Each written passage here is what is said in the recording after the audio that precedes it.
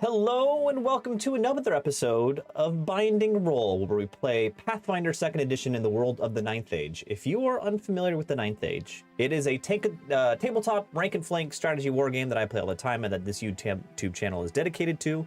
If you're interested in it, please click the link in the description below. It'll take you directly to the official website. It is a community-built game, so all of the rules are free on PDF form. Just download them off the website. And you can use any models you want as long as you have a standard base size. It's working. It's really fun. I like it. It's awesome. But today we are playing Pathfinder 2nd Edition in the world of the Ninth Age. Just a quick reminder to everyone, please, if you are watching, hit that subscribe button. What that will do, it will give hero points to our players as we're playing. It'll help them out. We always appreciate it. Also, if you're interested in watching us or making fun of us or doing anything else or just chatting with us, click the link in the description below. That'll take us to our Discord server. Go on there, shout us out, tell us what's up. And lastly, you know, today was a first. We are only streaming on YouTube. We cut Twitch out because we are trying to maintain a little bit higher quality video going through. So I'm just testing things out. If you're upset that we're not on Twitch, let me know. And let me know if you notice a better quality of the video. Anyway, have fun, everyone. Let's get into it. Okay.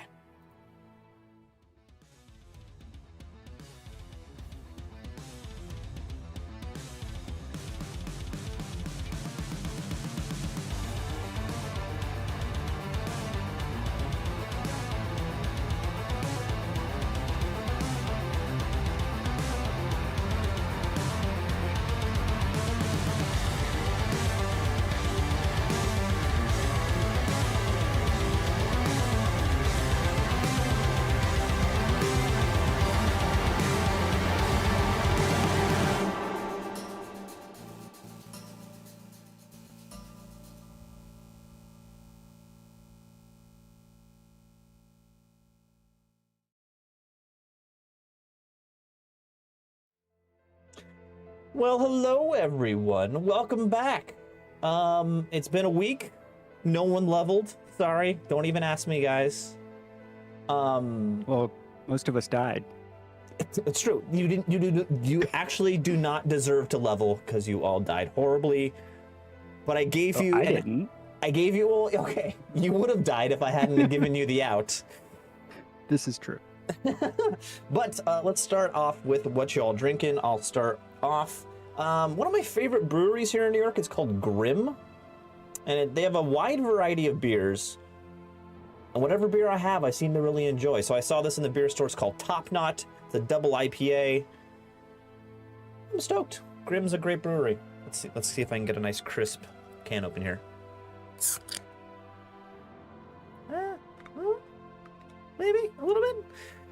Yeah, nice. Just shout out to the chat. Warrior Womp is here. Hello, Warrior Womp. Thank you for joining us. You're our #1 fan by far. Belgux, what you drinking? I'm drinking a Spindrift's Pink Lemonade Sparkling Water. Oh, Spindrift is a good sparkling water. We've perused many of the sparkling water brands out there. Spindrift is not bad. Yeah, take the... Octavia, what are you drinking? Back again with the salted raspberry goose from Wonderful. Fieldwork. Wonderful. I got this one and one more, and then I'm out. But here, let's see if I can do better. Yes. The, Oh, that was quality. That was clean. That was high quality. Nice. Carlin, what are you drinking? I have the Bohemian Brewery Kolsch.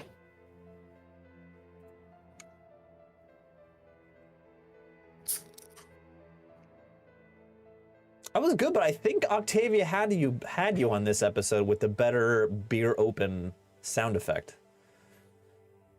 I couldn't hear my own coming through, so he's definitely a close second if you guys think I win, but I don't know. From what I heard from mine, He beats me. Ah. I don't I'll know. take it.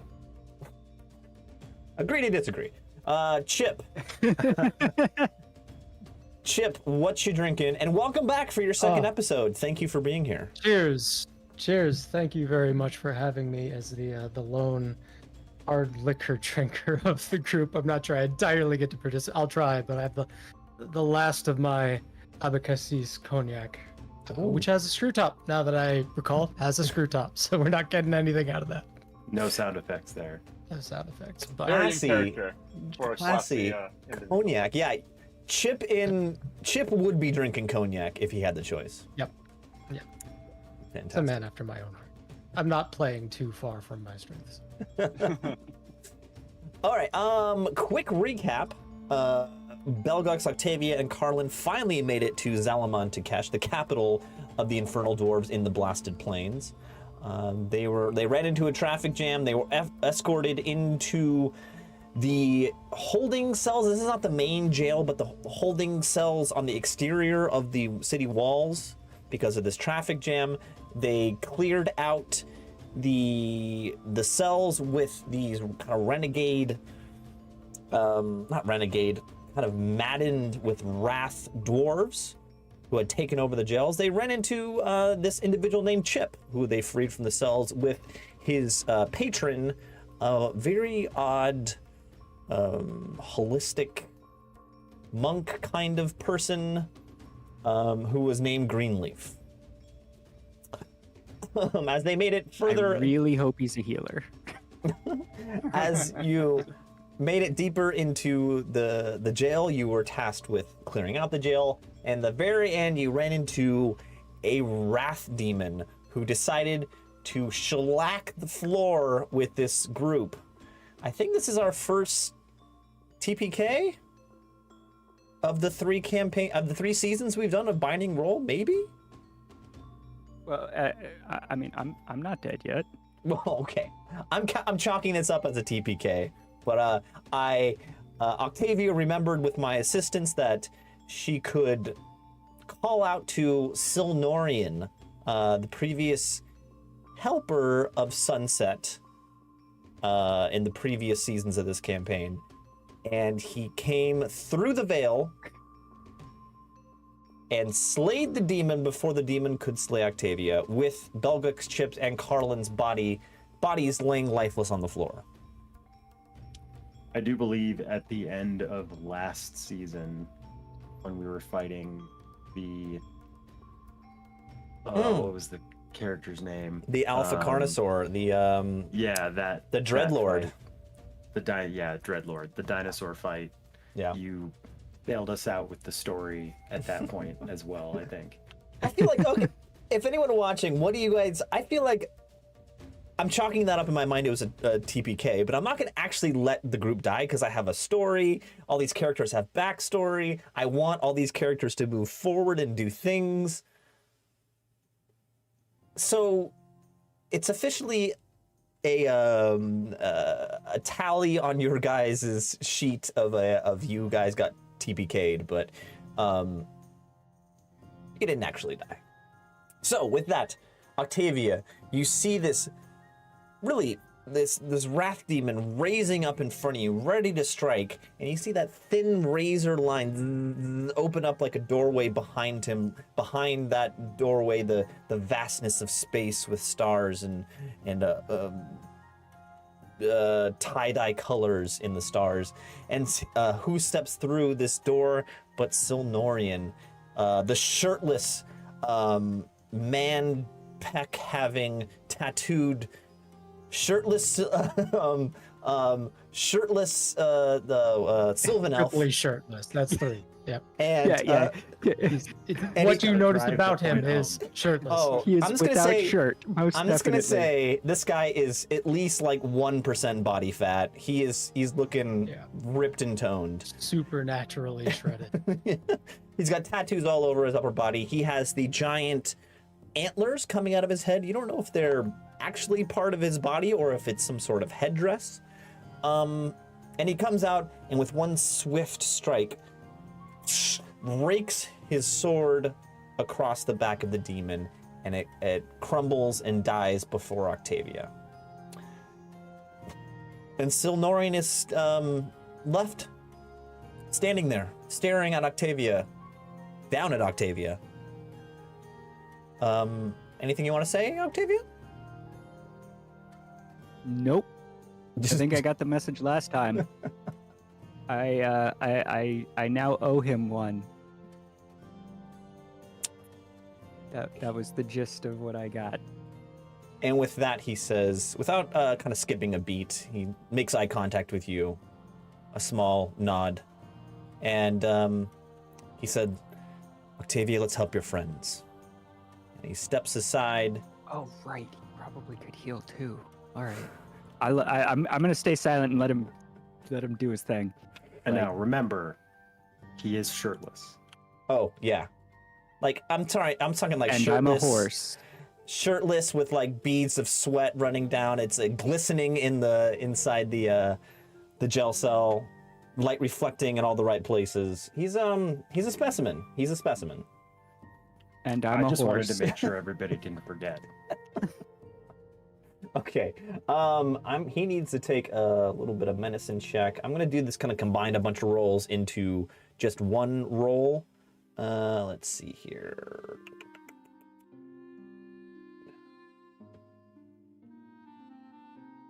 Oh, well, look at that. Okay. Everyone immediately recover 2d6 HP. Does that include me? That does not include you, Octavia.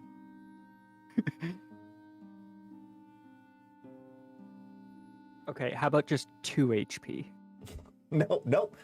You're alive. He's not helping you. Yeah, but I'm 3. 2 HP Nice. away Okay. from full The health. first one makes it. So, Silnorian glides through the gel cell where you were, lightly touching each of your foreheads. Little, like, green light and small little finger leaves, and a little bit of a vine reaches out from his finger and touches your forehead, and you guys raise up and are gained HP, and you open all your eyes all at once at kind of the same time, kind of like, what the heck just happened? Come up coughing. Oh, thank you, sir. Very kind of you. We are entirely in your debt. Don't say that. I'm sorry, I don't understand. Do the two of you have some history? Silnorian kind of ignores the three of you, walks over to Octavia again, kneels down to get kind of eye level with Octavia, and he says, Octavia, I need to speak with you regarding Sunset. These are dire times.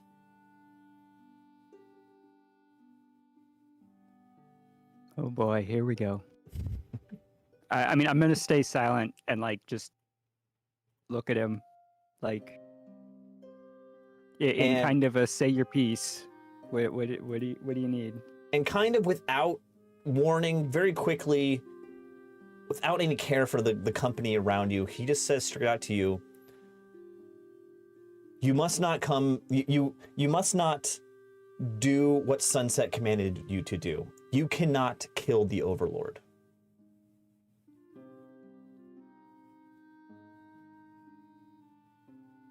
Sunset has her obsession to return to the form of a Sylvan elf has ruined her. She's become obsessed. And the light of Suna has burned out her heart.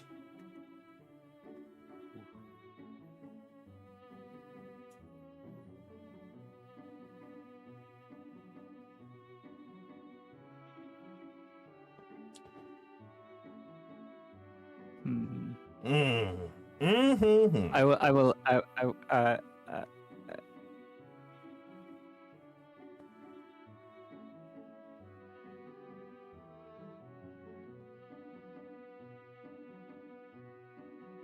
And with that long pause, Yeah, I don't have anything to say. um, Everything I would want to say would involve the previous closest kind characters. of door, I'm not gonna bring up the map, but the closest door into the room you're in busts open, and coming in is Spuds with his pet Chomp Chomp. And he says, what? What's going on? What do you guys do? This is my goodness, my friends. I see you have slain. It's a demon. The demon has corrupted these dwarves. Oh, we must head to the Overlord Ziggurat. We must report our findings. This will yes. And then to himself he says, yes. This will gain me much favor. Yes. What would the role be to identify if this is not the same goblin? Because I'm pretty sure he died in a bloody mess right next to Belgux. Did Spuds die? Spuds did not die. Oh yeah, Spuds he was did. in the hallway with us. I forgot Yeah. about that. Belgux was running after Spuds. Let's see The here. demon teleported to the other end of the hall where they were, and the first attack was to obliterate Spuds. I'm a meat balloon. Just Oh, a pink mist. did Spuds die? Let's see here. Okay, he did die. Retcon. Retcon. The rest of us are alive, so He why not is one more? he is also revived by Silnorian, so he's in the room. And he, instead of knocking through the door, he pops up into consciousness a little bit later than everyone else and immediately rambles into, what we need to be doing. Okay, I'll allow it. Okay. Not that I have much choice. I just don't- want to I make don't- sure that everybody understands. I don't want him to die. I don't. don't want him to die. Well, that makes one of us. Spuds is great. Wouldn't Spuds is mind either awesome. way. What happened to Greenleaf? What happened to Green? Last of our current cast. Okay, I can't remember if you freed. I don't think you freed him from his jail cell. We did. We did. He just didn't He come just- with us. Right. Yeah. He sat there most of the time, still in the cell, and then slowly walked up behind us. Very good. I like it.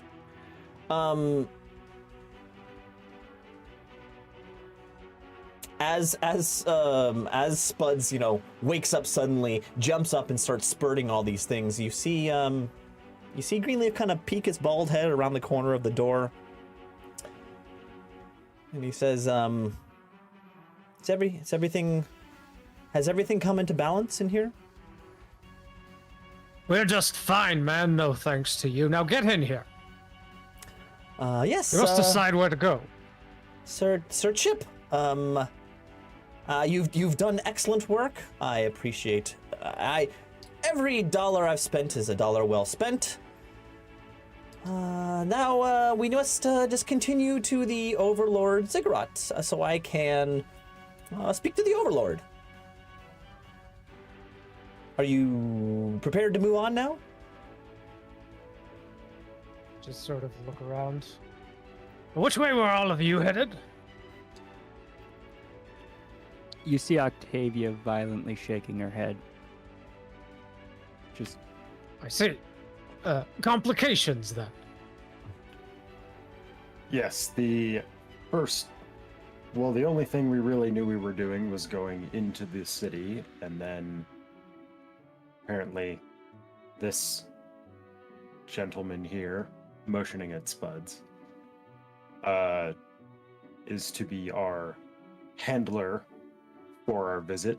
And Sir Carlin, I see I have Carlin, I have Belgux, I have Octavia, I have okay. All the contracts are in line here, but who is this Chip and this bald fellow coming through the door? I will snap up to attention. That 95% attention. He's a little sloppy. Click my heels together and say, Major Chip Buckingham, sir, at your service. Retired, but in good stead. This is my ward and contractee Greenleaf. Would you be able to escort us to the Overlord Ziggurat? And when you say the name Greenleaf, you see his face like pause for a second. And he looks up and ponders. And he goes, Greenleaf, Greenleaf, Greenleaf. He pulls out a clipboard out of nowhere, starts flipping through some pages, and he's like, Greenleaf, Greenleaf, Greenleaf. He tracks down the list. Says, oh, Greenleaf. Oh boy. Greenleaf is not allowed to go into the city by order of the Overlord himself. Okay. I've got, by the way, points in society and heraldry, and I'm wondering if I could try and... Have I heard anything about Greenleaf and why he might not be allowed in the city?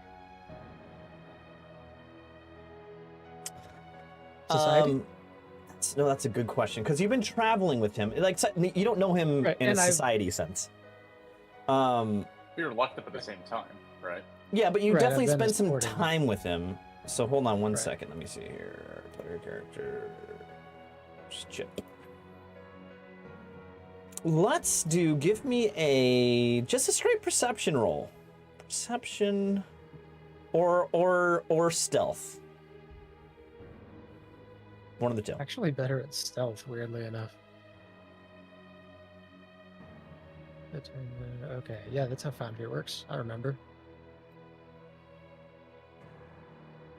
Middling. 16. So the limited when you got here and you were thrown in the prison like immediately when you arrived. It was by the guards. You understand the guards of the city don't want Greenleaf to come in. And you did get the impression of he's well known by the guards and he's well known in the Blasted Plains. You kind of got the hint that from the guards that he's been saying things about the Overlord that shouldn't be said, but you don't know specifically what he said. Actually, you know what? Fuck it. You know what he said. I'm being too sneaky, and I'm being too sneaky, guys. Yeah. He has been spreading rumors around the Blasted Plain and in the network of the Infernal Dwarves in this area. He's been telling everyone that the Rod of Zalaman, which is the ultimate artifact in Infernal Dwarf society, is stolen, and what is in the Overlord Ziggurat is a fake. And he's come to the city to tell everyone.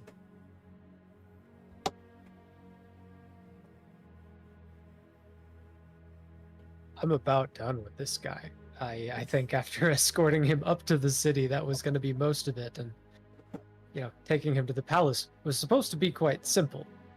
Just walk in and don't get caught on the way there.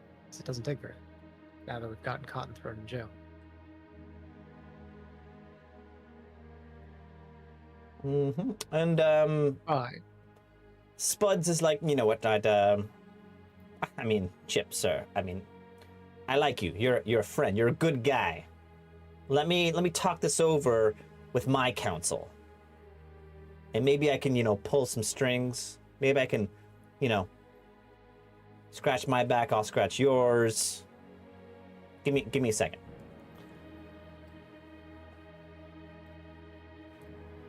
And with that, he steps out, but he leaves Chomp Chomp. Chomp Chomp still remains there, looking up at you, panting heavily. Well, what manner of creature are you, little fellow? Chomp Chomp is, if Fragrant one. people who are familiar with the Ninth Age, this is a gnasher, which is basically a ball of muscle with a giant mouth and giant teeth and two little legs that stick out the bottom, and it jumps around and attacks things. This one seems to be friendly, more of a dog, like a dog kind of character. Be careful around that one. He gets a little too friendly sometimes. I wasn't planning on petting him, no. You might not And- have a choice. Yeah, that's not exactly what I meant. But As Carlin says I that, hope you don't find out.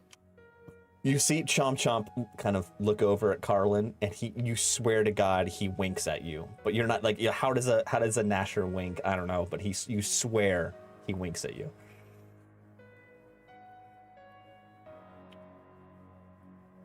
Carlin is very off-put,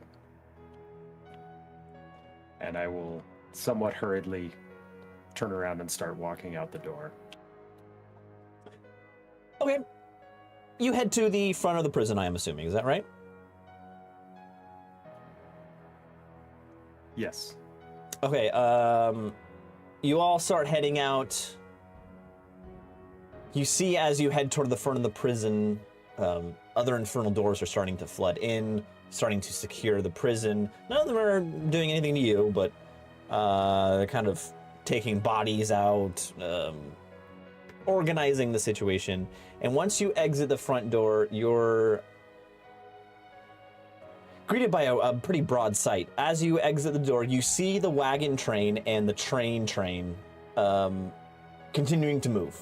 The trains are going into the city, the doors have been opened, trade has continued, the alarm around the city has ceased.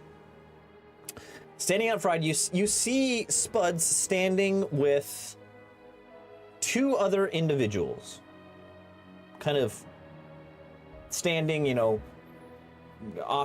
doing hand gestures, having a conversation with two of the people. One is a giant ogre. I mean, it's a normal size ogre, but he is the most pear-shaped ogre you've ever seen. Small head, small shoulders, wide waist, giant legs of fat that unrolls. He's very much like a triangle. And also sitting with them is a human, wearing nice clothing, manicured hair, slicked backed black hair, and on the lapel of his jacket is a cursive F symbol. Is that heraldry? Give me a thievery check. Okay. Thievery or society, whichever. Add the modifier which is better. Society would be one better, 16. 16. You do recognize that F. That F is the symbol of an organized crime family that is around the world. It is the Flor Leone clan crime family. Are they Breton? That name sounds Breton to me. Or what are the fantasy knights in this world? The servants of the lady. Equitane. Equitane. Equitane, thank you. No, they are actually the equivalent of Italy in this world. I already forgot the name. Jesus, I'm a horrible GM. Geography's hard. Is it Destrian? Destrian, thank you. Okay. They're a Destrian family. Destrian Mafia. Cool. And a little bit of prelude. We have seen the Flor Leones before. This is one of the 5 major crime families in this world. And you see them talking. You see them talking, pointing at you, thinking. Then Spuds kind of waddles back over to you and he says, I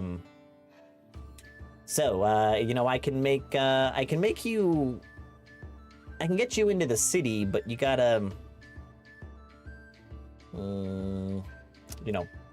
grease my palms a little bit, if you know what I mean.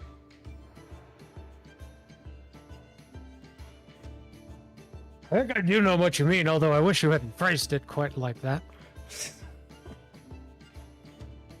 I fear my erstwhile companion and I may not have much in the way of funds, but I suspect you'd rather have services anyway. You don't have any money? Any of you? I turn to Greenleaf. I turn to Greenleaf. There is no need for okay. money Hold- when the world is balanced. That's what he says. He has no money. So if he's asking anybody, I have a bar of soap in my bag. Mm-hmm. He mentioned greasing his palms. So I'm gonna rummage through my bag and pull out the bar of soap like in my mouth, but like fully in my mouth so that he can't tell what it is, and then walk over to him. And hopefully he'll reach out his hand and then I can just drop the bar of soap in his hand. All right, It's a strong hint. you do that.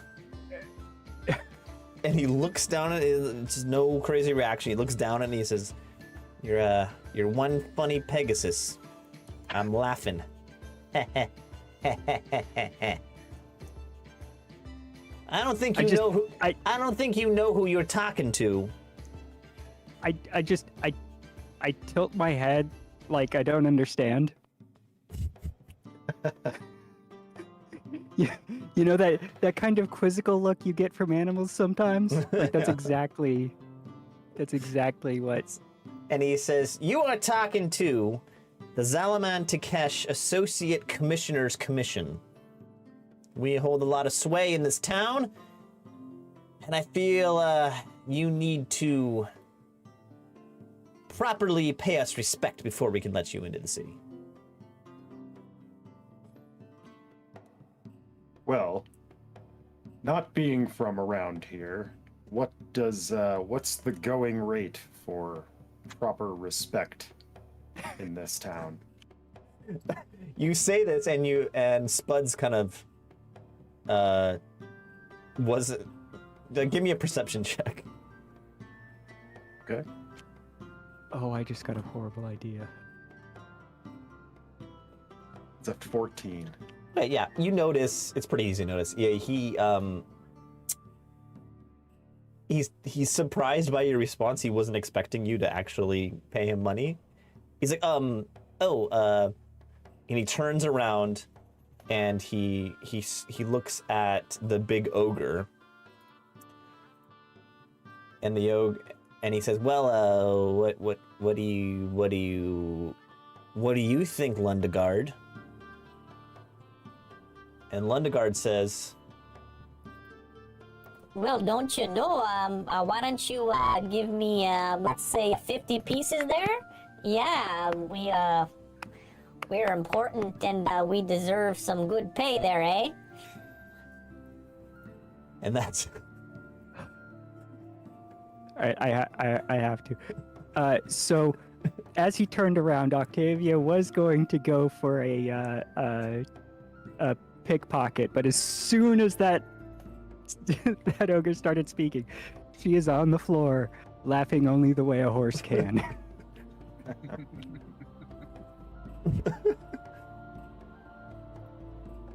and then let's see here. So no pickpocketing, but Lundegard then turns to the other human, and he says, "Hey there, Sonny, what do you think about that there money we're gonna collect here, yeah? What do you think there?"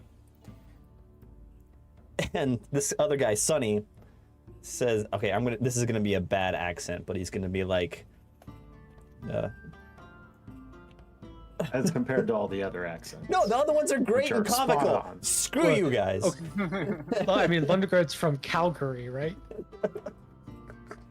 He might be. Ogres might be Canadians in this world. Well, that's not So confirmed. I cannot confirm or deny that. I'm into it, man. It's great.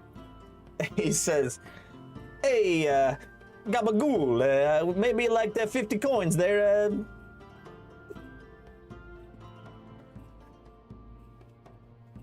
That's what he says. if it were possible,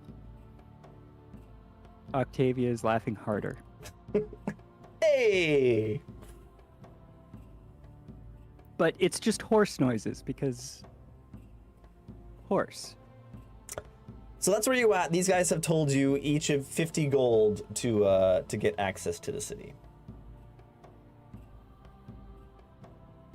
Well, as a poor priestly traveler. I do not have that amount of money. But I could be persuaded to part with perhaps 20 gold. Can I roll a diplomacy check? Yeah, give me a diplomacy check. I'm down with that.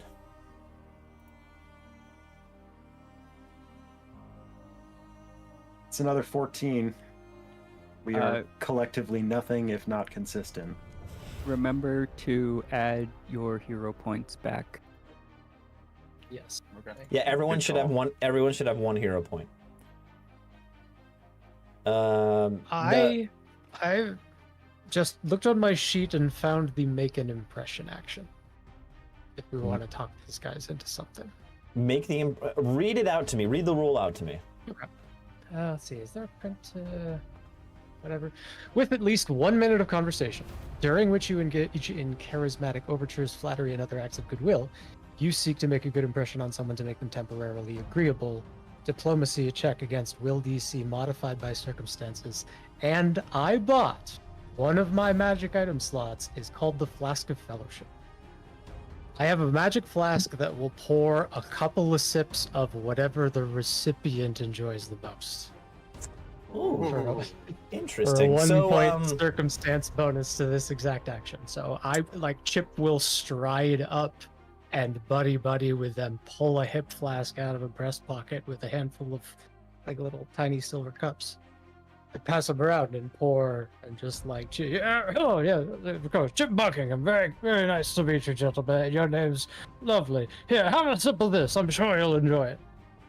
this has got to be cognac. Oh, so like the actual flask gives them alcohol that they want, or is it the alcohol you want?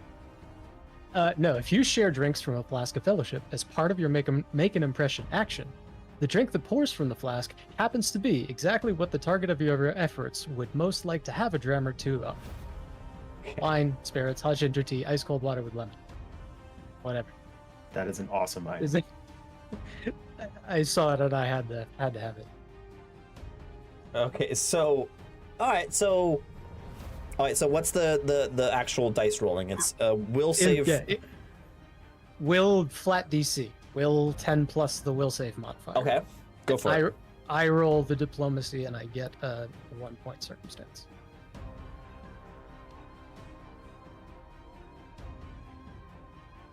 $13.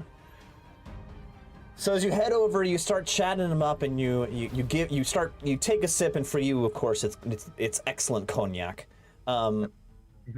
You pass it to Sonny, and Sonny takes a sip, and he says, "Oh, that's one good limoncello, hey!" And then he takes a sip of that, and you pass it to Lundegard, and he says, Like this.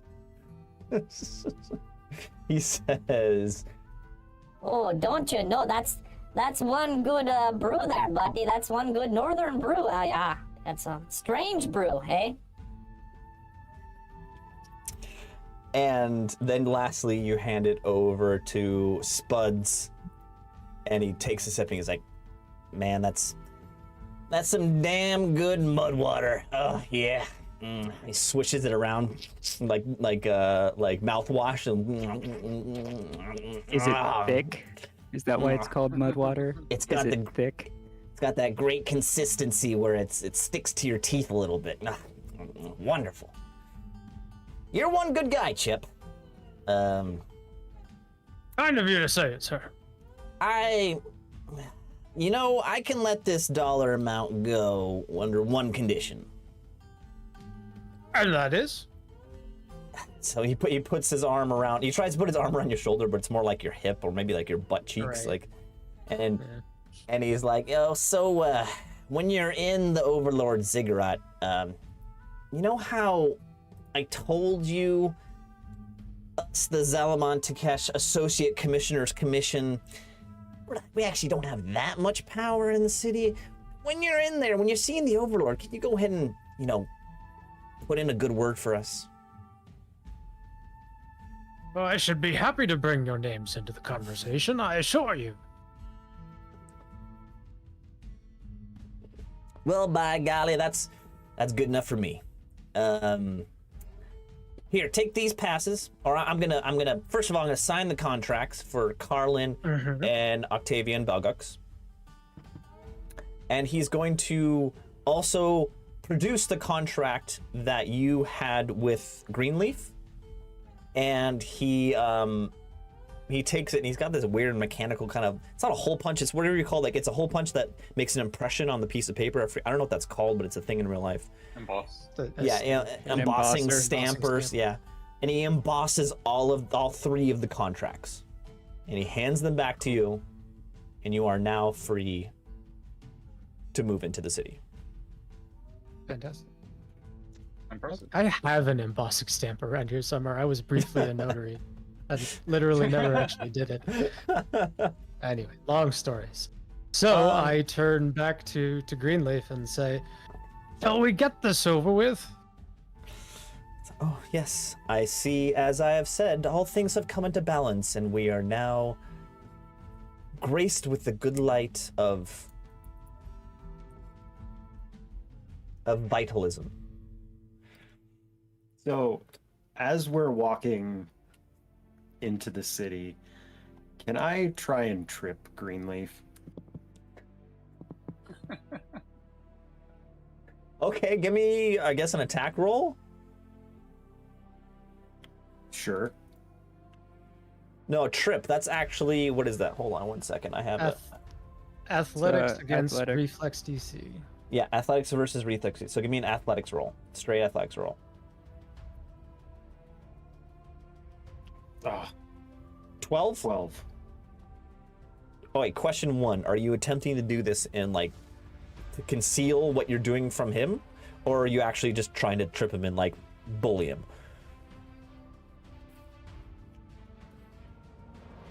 I mean, I guess I'm trying to conceal. Maybe do that thing where you're walking behind somebody and then you like kick one of their legs into the other leg. Yeah. So you do that. But I'm also kind of trying to bully him, so it's maybe yes, I guess is the answer to your question. He straight up falls straight forward, just lands in the dirt outside the gate. There's like, it's a dirt road. Just a big cloud of like dirt puffs up around him.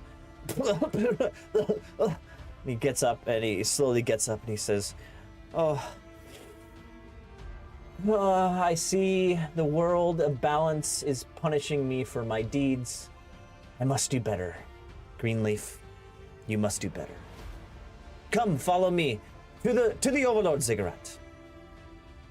I will go up to Carla and kind of shoulder up to him and say, "It's bloody infuriating. You can't make him happy, but you can't make him mad." I see that now. That is very frustrating. Well, let's as you said, let's at least get this over with and try and get rid of him. All right, so this is going to be definitely not a narrative moment. So this is going to be like a very much open. You can do whatever you want. So there's a lot of options here. This might be my undoing, but the city is wide open to you. And let me get you on this new map I made. Okay, here we go. Zalamon Takesh, activate. This is the map of Zalamon Takesh. Let's see, maybe get it all here. As you can see from this map, the dark line running from north to south is the train track. So you are roughly right here. Let's just say, yeah, let's just do this. Draw a rectangle. This right here, that white, can I change the colors of this? Fill. Okay. I don't know. That white box down at the bottom there is the prison you guys were in. There's, of course, as I said, a north, east, south, and a west gate. And there are 4 major districts of this city. There is Asheruk's Estates, which this is the district you are walking into. This is beautiful lined cobblestone streets. Immediately as you enter, there's like this it's like terraced villas. They're all tight cobblestone streets, but they're like have doorways that lead up to these extravagant villas and mansions that are spread throughout this district. In the distance, you can see on the right what's marked here as the Pistons of Nebezkesh. That is giant smokestacks coming out. There's a place of industry. That's all you can see. And then off to the left, kind of this lavish area fades away into a little bit more squalor. You can see like favelas, like temporary housing being shacked up in this area, but that's far you can see yourself at this point. And what you can see is every one of these black boxes on the map. So 1, 2, 3, 4, 5, 6. These are all the ziggurats, and the one in the center, in the actual courtyard in the center, is the Overlord ziggurat. That's where I'm gonna give you free reign to do what you want. I'm just gonna ask that all 4 of you give me a society check.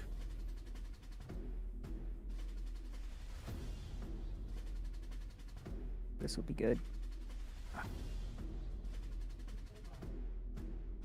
Yeah, you all got it. None of you rolled super low. You guys all 16. understand that there are 4 major gods in the Infernal Dwarf Society. All of them are represented by these 4 estates in this city. All 4 of these gods have a kind of equal representation in Zalaman Takesh. And currently, Asheruk, who is the god of fire and of like law and balance, is the current reigning god in the city. And he is his representative is the Overlord. There's also this area called the Shackles, which is the area which is attributed to Shamut, which is the bull god, which is heavily involved in imprisonment and guarding. Next up is Nebezkesh, which is the god of production and industry. That's where the factories are. And lastly, there's the Vice District, which is the god of Lugar, who is the god of deception and games, dice, that sort of thing. And you know that the whole city is governed by a body of 4 people, and the 4 people represent the 4 different gods in the 4 different districts of the city. And with that, I think that's enough explaining. And you guys are free to do what you want. I know the contracts say we have limited time in the city, but I'm pretty beat up with only 3 HP. How are you guys doing? Well, our contract does stipulate we have 1 month. So I don't think getting some rest and healing up a bit will waste too much of that time. No, mine's like 2 days, but Well, you're on my It's fair contract day. now, too. yeah, but Octavia's on my contract. So Yeah. However, the contract only stipulated that you couldn't remain for more than like 2 that's days. true. You're supposed to remain here for the rest of your life.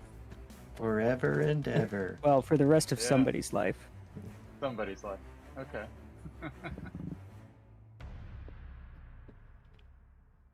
Yeah. So, This is going to be a full-on city experience. You can do anything you want. There are shops. My rule of thumb is if you want to go shopping, any common item you can purchase in the city from the rulebook. Anything above common, and something you want to look for something, we can roll and see if it's there. Health potions. Are those common in the? I don't I don't technically think so, but I know we had something the last time we did this. I don't remember specifically what the mechanic was, but I know I was able to get them. Let's see here. The minor healing potion. There's minor, lesser, moderate, greater. Yeah, I think it was just minor healing potions that. The 1d8. Healing potion minor does 1d8. Healing potion lesser does 2d8 plus 5. Healing potion moderate 3d8 plus 10. And greater is 6d8 plus 20. And there's a major also. Yeah. Okay. Yeah. So the minor ones are technically common. Mm-hmm. But I think they're also technically magic items, which Yeah. I think was the stipulation there. But All right, give me a second here. Give me un second. So you want to spend the day. This is getting in the afternoon. This is getting the evening time of the day, and you run across. So you want to go, Octavia. This is what you want to do. You want to go searching in shops for healing potions. well, yes, but I also probably need somebody to go with me. Just horse walking Supervision. around. Yeah, well, more so horse walking around on its own, liable to Hunch, get yeah. stolen. Can't have that happening, so I'm certainly going with you. Good. That means an extra set of bags. Yeah, I got a couple. Chip and Carlin, anything you want to do in particular? But I can't afford anything, so my next step is just going to be finding some place to rest, which, unless there's something else going on with the party, Chip would probably try to find like a Sunstall or embassy or something and just try and leverage his old rank into somewhere to sleep. Okay. Carlin, what do you want to do? I will accompany Chip to see if there's, any kind of information that I can get from our countrymen about the goings-on of the city, and also see if maybe we can, like Chip said, sort of parlay that into a place to stay. Potentially even for our not Sonestalays companions. Sonstalays or Sonstallion. I don't know what the right word is, but Belgux and Octavia, you end up wandering around the Ashurix Estate district, which is by far the physically, square footage, the largest estate in the city. You find numerous kind of market areas with multiple shops, and you ended up landing at a potion store. It's literally called Pompey's Potions. And as you enter, it's a small little store. You open the door and a bell rings at the top, and he says, "Hello, I am Pompey. How can I help you?" Oh, looking to purchase some healing potions. Do you have any in stock? Ah, yes. By the way, this is an infernal dwarf, but he's skinnier than your average infernal dwarf. He definitely has a beautifully manicured, think of like Mesopotamian art, where the beard is like curled but very straight curls that comes down in like a fan of curls off of his chin. He says, "Oh yes, Bumpy has many potions. Let me look in the back here." And let's see how many potions he has. Does he actually disappear like into a back room? Yes. Okay, can I evaluate what I can see? Like, is there stuff on the shelves? That you Oh yeah. that you can reach? numerous glass vials, weird, like, you know, like think of like a distillery where like the metal coil goes up and up and up into like another glass vessel. And it's a small shop. This is like, you know, the size of like a hotel room, roughly, you know, like less than 300 square feet, kind of very small. But it's jam-packed full of stuff. Shelves on all of the walls, a counter, and a small back door to a back room. Can I identify quickly, like, what might be the most expensive thing visible? That's a good question. Let's see here. Give me quickly a perception or thievery roll.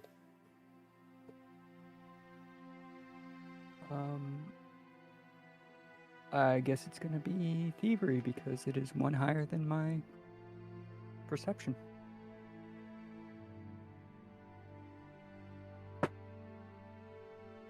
Mm. 16. 16. You notice you are not fluent in Infernal Dwarf language, so you do not specifically know what any of these are, but you can definitely tell from the vials. Some are, you know, cheap glass vials that are, like, you know, don't really have a bottom and they're in a stand, not expensive vials, but there are a few which are very, you know, intricately geometrical glass containers with a very nice like cork that has like a top glass piece on the top of the cork also, kind of situation. And you think those are worth more. Okay. You hear him rustling around the back. Pompey is coming back soon. I'm gonna hold off. I just want to get the lay of the land for now. You know. Okay. Pompey comes back so- through the back door with you know, like a wood crate kind of situation, with a number of he's like, yes, I have a 5. Oh, hold on, it's me, Pompey. I have 5 minor healing potions. They are 5 gold apiece, and I have 4 lesser healing potions for 15 golds apiece.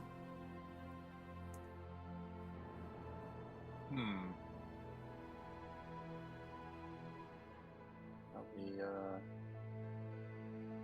very interested in the minor healing potions. So I'm looking at Activia, like, I wonder if I need any of these lesser healing potions, and look for a visual acknowledgement or signal to the positive or negative.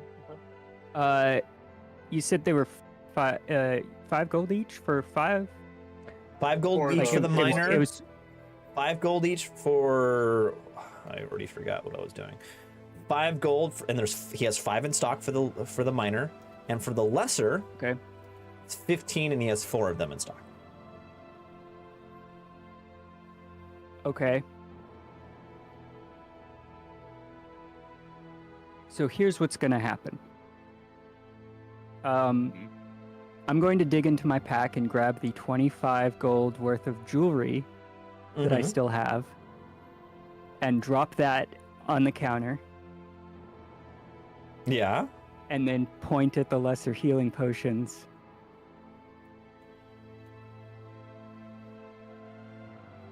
So you want to buy all 5 Or with not- the 20. Yeah. Oof. Give me a society check or a diplomacy. Ooh, diplomacy. Diplomacy is much better.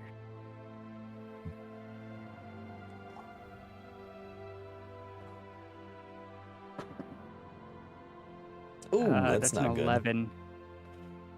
Says, Pompey has no need for jewelry. I do not know what jewelry costs. I am sorry, Horse Pegasus, but I only accept gold here at Pompey's Potions. That's fine. I have gold. I'll buy the lot of them. I will. Over 25 Pompey, gold. actually, no, Pompey is wrong. Pompey will accept payment in the form of the Pegasus.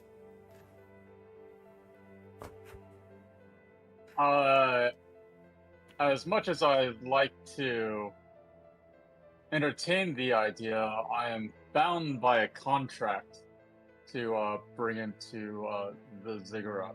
Okay, that's immediate. the You say the word You- contract, and you- Pompey's like, yes, I understand. Contract is important. I understand. Would you like to purchase the healing potions? Yes. Here's the 25 gold, and I will put the 5 healing potions in my bag. Okay. 25 gold for 5 minor healing potions. And with that, we are going to. Hold on.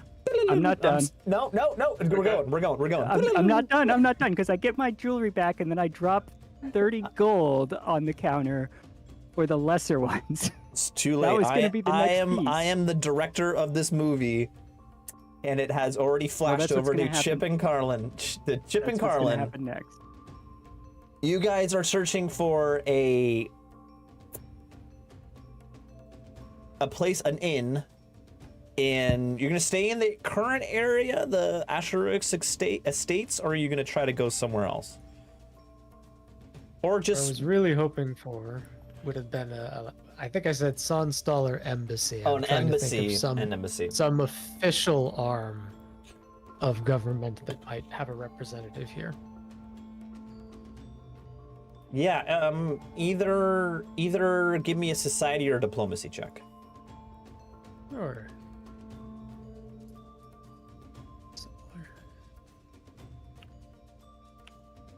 Oh, damn.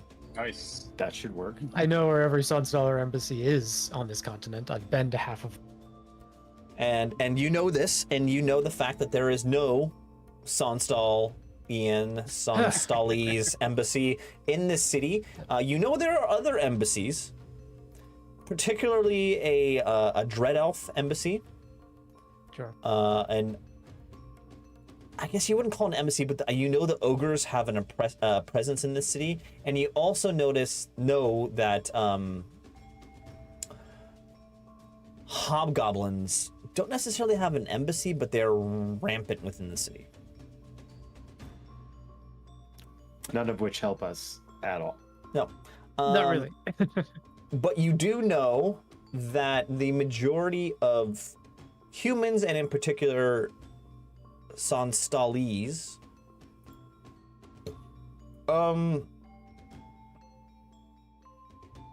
free Sonstalese, and I mean ones that have not been, as the Infernal Doors like to call it, under a contract of servitude.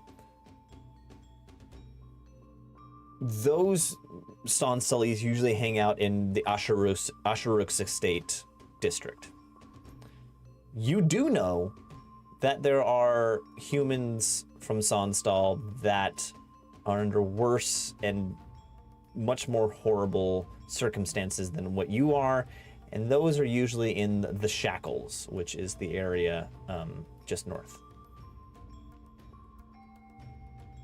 Yeah, I guess plan B is to find the expat bar in this southern district and see if we can make a friend. All right. You go about the city. You eventually, after a little wandering, this is now getting into the later evening, and you find what looks like a bustling inn. This is not necessarily a huge trade district, or it's just an inn that has music going. There's light coming out of it. There's multiple people. People are drinking. This is a larger sized inn, and it's called the Glorious Scales. And I mean scales, I mean like a scale of justice, a weight situation. And as you enter, there's inside, it's all infernal doors. And when two of you step in, there's a bit like a record scratch, and everyone kind of looks at you, Right. like, really? And then kind of the music starts up again and kind of people just go back to their business. Well, this isn't my crowd, I'm afraid. You, Nor mine. you've no other contacts in the city? None. I've never been to this part of the world before. I'm just here on a mission of sorts. So Yeah, your only contacts are Carver, the warrior priest you were there to investigate, I guess is a contact. And your only other contacts is Spuds and Glugs. do we see like any humans in this room at all? Can roll perception if you like. Give me a perception check.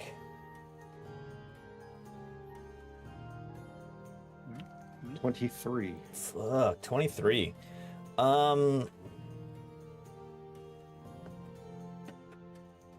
Yeah, you see one human in the corner, keeping to himself. And it is the person you met outside the gates, Sonny Florleone. Oh, great. Is Well, in the corner enjoying a nice like dessert wine, you know, like in a very small wine glass, but really sweet wine. He's kind of off in the corner thinking.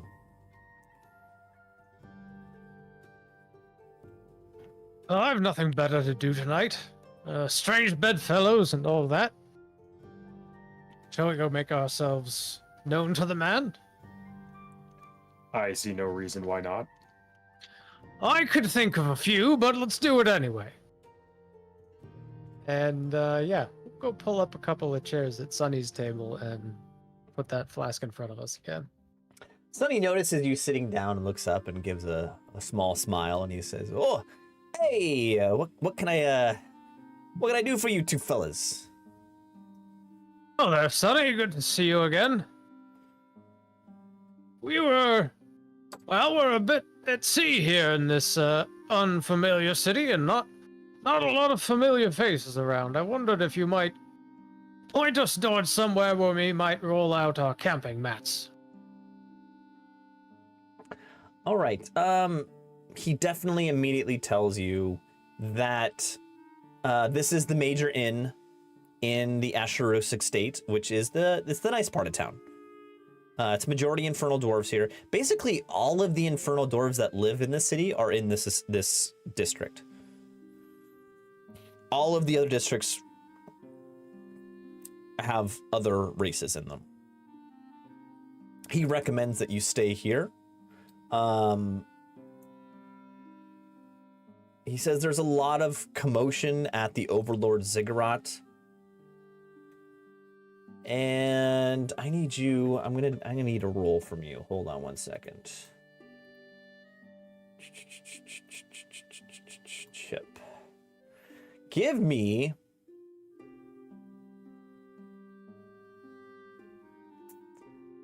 either a perception or society check. Both decent, but perception is better. That's a good roll. That's a good roll. 25. Yeah. Okay, he tells you that it's a bit of a commotion right now over at the Overlord Ziggurat. Everyone's a little tense. There's been a lot of weird things happening throughout town. He's been hearing a lot of rumors. And majority of them revolve around the Overlord is saying to the people in addresses that the dark gods of chaos have taken foot in our city and we need to expel them. And this is very important to the people of Zalman Takesh. There's a couple rumors about some weird rumor about someone who's killing slaves in the shackles. Big piles of dead slaves have been found in the alleyways of the shackles.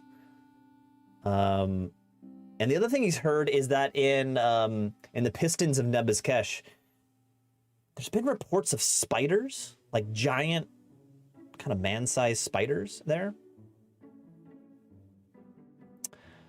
He normally works on this at the South Gate, which is where you met him. He admits that his little commission of friends, those 3 friends, they don't have very much power in the city, but they try to control the South Gate and the South train gate as much as they can. And he is actually from Destria, as Carlin mentioned before. And that's about all he leads on. Okay. Yeah, we have a nice conversation. We get to know each other a little better. He tells us all that is there information. anything Yeah. is there anything, Daddy-O, I can help you out with? Hey. That's happening. Well, yes, of course. I appreciate all that. We just, for the moment, we really need a place to stay and then just have a bit of a rest. And I'm afraid there's a bit of an issue of funds, unless Mr. Carlin, you have any coin upon you. I have some, not all that much, given the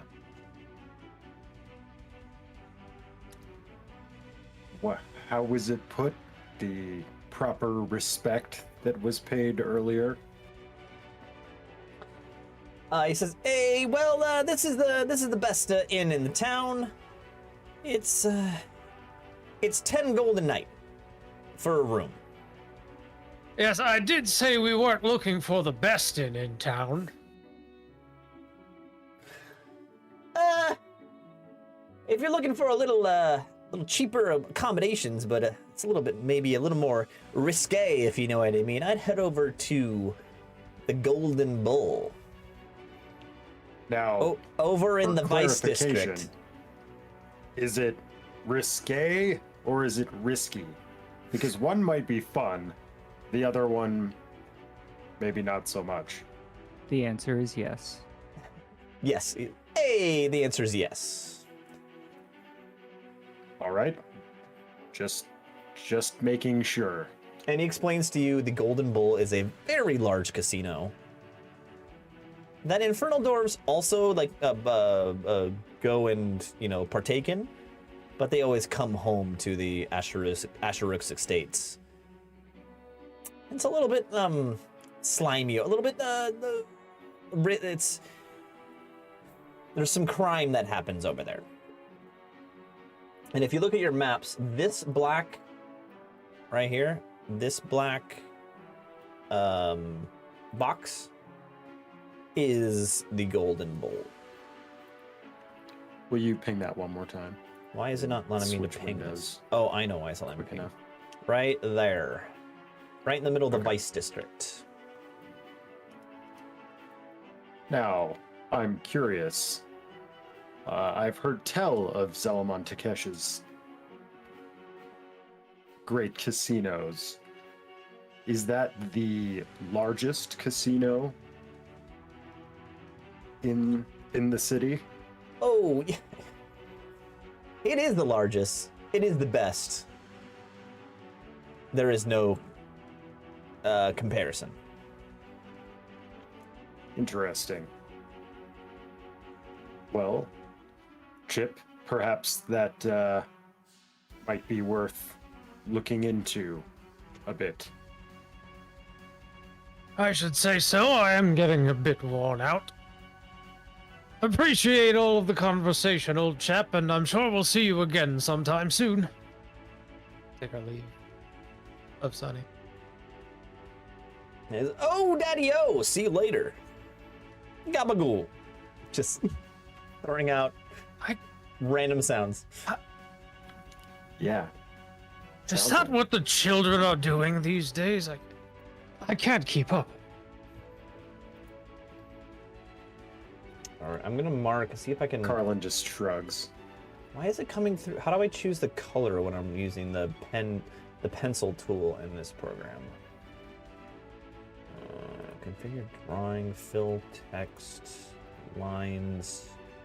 Oh, here we go. I figured it out. We're good. So in blue, is going to be the Golden Bull. There we go. And I'm just going to mark it right. Come on. Why are you not working? Of course it's not working. Delete all. Yes. Blue. There we go. Right there. That's the Golden Bull. Yeah, I don't see Sorry, you anybody. guys What are see- we Oh, looking there we go. Aha. There we go. Okay. A little bit of lag. That is one of the ziggurats, then, is a casino. Yes. Neat. Seems like a safe place to keep the coin. So we're going to Vegas. Let's march on over. Maybe more like Reno. Yeah, it's Yeah. it's not quite as nice as Vegas. Maybe what's Lofton City or something? What's the one right on the border?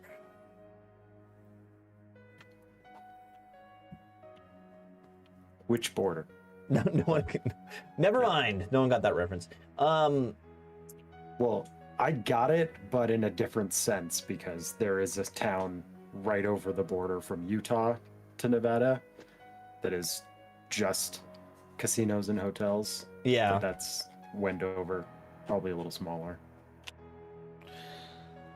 Okay, I would think it'd be Atlantic City. That's what all the Well, it's East casino Coast, yeah. movies, It's a Yeah. different kind of town. talk about.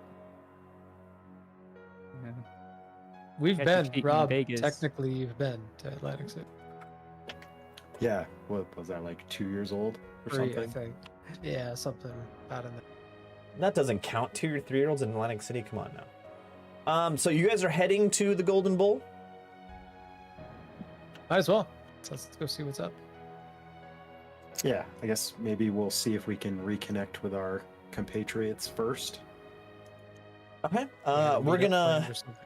we're gonna back to Octavia as she slams down with her horse mouth onto the countertop. 30 gold for the 4 you said, or that will only cover well, 2. just Okay. yeah, just the two. Okay. 30 gold. I don't have Pompey- enough for the other 2. Pompey happily takes your 30 gold and gives you 2 lesser healing potions. All right.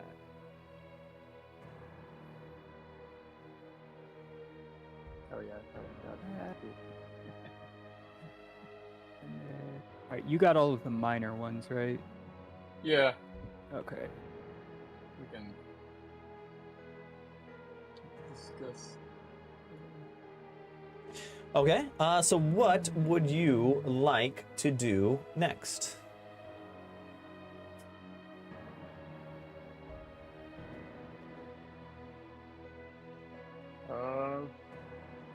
Well, I've cased the joint.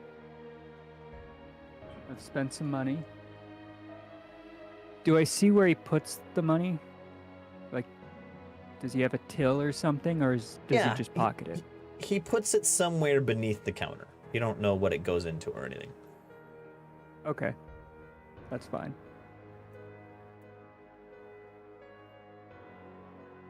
Yeah, I mean, I guess we'll just leave. All right. After a little bit of perusing, kind of walking the streets a little bit, you eventually meet back up with Chip and Carlin. I do wanna make mention of one thing. You should have traded me for the potions. I could have escaped.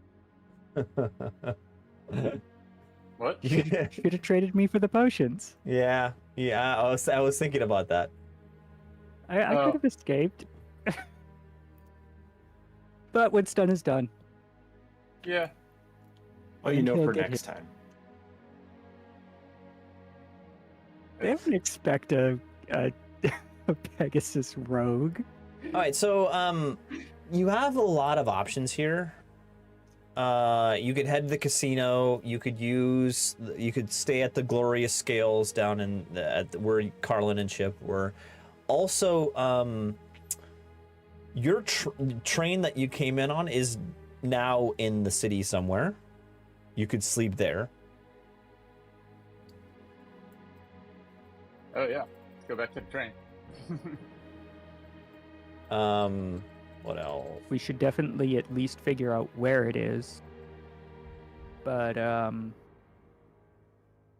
I mean, casing the place that we intend on performing a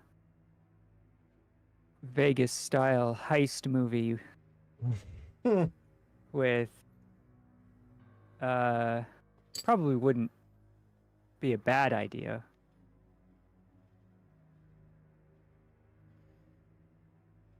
All right, so what you doing? So we're all back together now. Yes, you are all back together now. Well, Chip, before we continue on to the Golden Bull, we do actually have a train on which there's not beds per se, but you might be able to just stay there for tonight at least, and then check out the accommodations at the Golden Bull tomorrow. When you say you have a train, do I understand is this a supply train wagon, or are you actually telling me that you own an iron engine? Well, Yeah. Yes. yes and no. We acquired a 3-car train. Used to be more. We had some difficulties Yes, in of the last course. city we were in. Minor damages, dents and dings. Yes, explosions. Explosions. Yes, exactly. But there is. I think as you say explosions, I start fiddling with my ear trumpet. I think of it.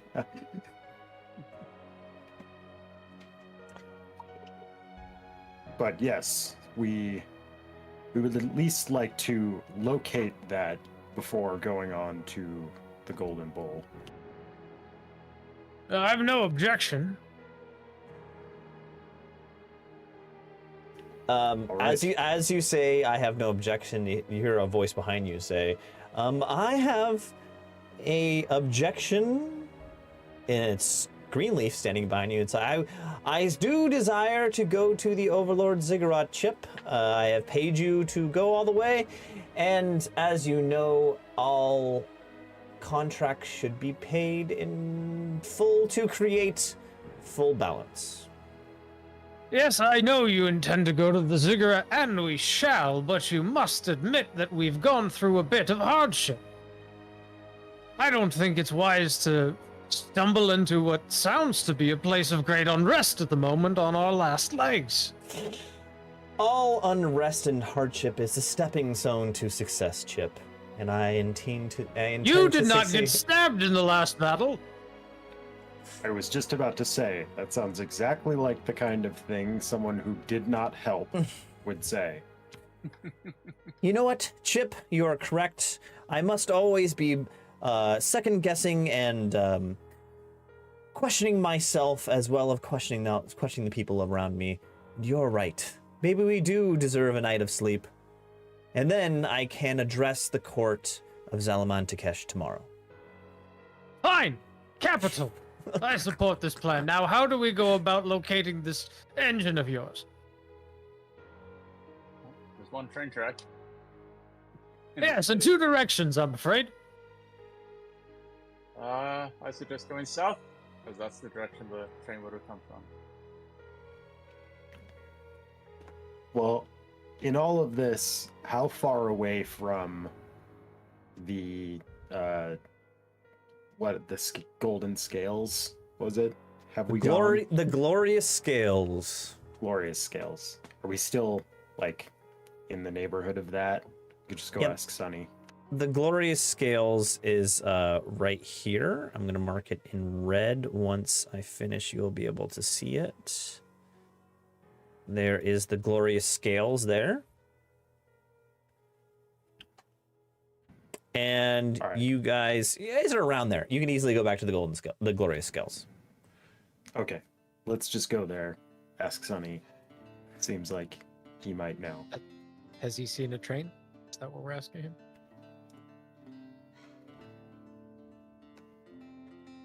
Is that what you're asking? train. Dude, where's my train? Hey, it's my old friend. Whoa. All the trains, Daddy-O, head up to the main train yards next to the Overlord Ziggurat. And I'm going to go ahead and mark that on the map for you currently. It's going to be outlined in green. This is a collection of train yards and warehouses. And right there. That is where your train will be. Like right there. Like right there. Somewhere Right where there. there might be a riot in the near future. There's no riot. Don't worry. No one's rioting. A riot, yeah. No one's rioting. No. Well, who we said- can who fix said that. riot? We'll show them. Yeah. You didn't see what happened in the last place, so we do have some experience with riots and commotion and so on. And it's also on the way to the Golden Bull, so let's head that direction if there are no objections.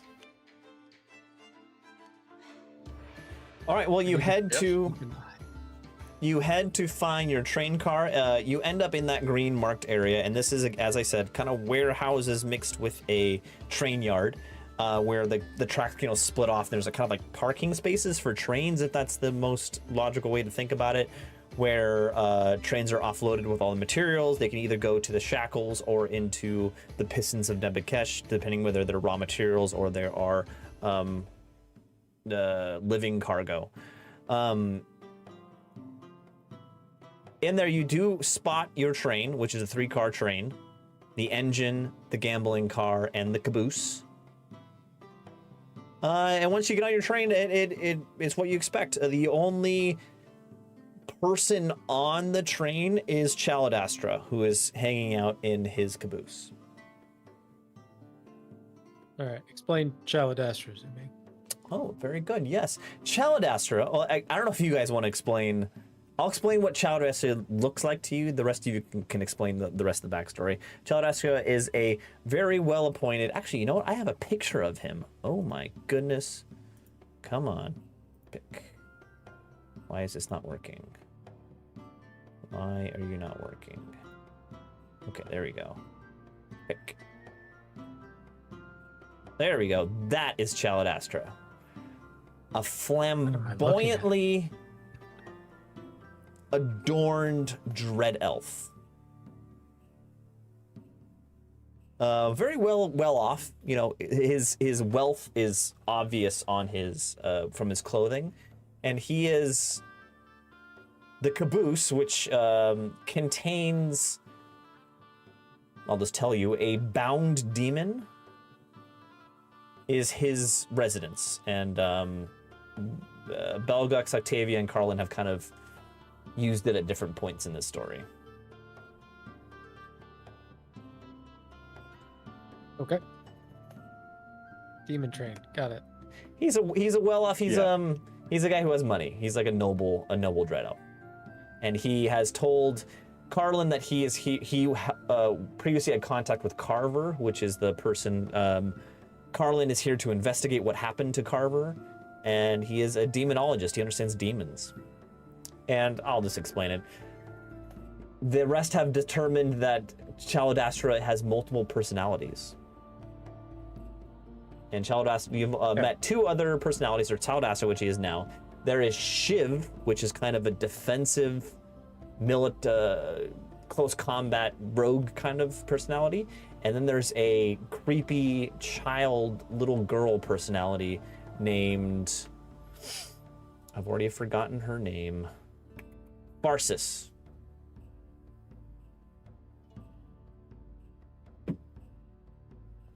Okay. And when you So come if you we're come arriving aboard- at the train, go ahead. if we're arriving at the train and I know this person is there, I would make an attempt pretty quickly to introduce myself, and I'd go full formal. Allow me to introduce myself, Major Chip Buckingham, late of the 2nd Imperial Fusiliers. Oh, Ah, very well. My name is Chaladastra. I am pleased to meet you. Chip. And you as well. I believe we may be spending the night in your fine establishment. Is that appropriate if it's on wheels? By far, Chip, it is not appropriate. The humans are inferior to our Strad Elves, but I believe I'll make an exception. It's very this- gracious of you, sir. Surrounded by all of these infernal dwarves, the demon-forsaken fertile dwarves, I can stand a Sonstallion in my train. Okay, hold on. First of all, the caboose is yours. You didn't own the whole train before. We stole it, sort of. So, you can claim the caboose to be yours. The rest is acquired communal property, I guess. Did we not obtain it together? You were gone for like a week along the journey, and then you just showed up and said, "Oh, this is mine again." So, no. We kind Give of me an intimidation most of roll. the work. Give me an intimidation roll.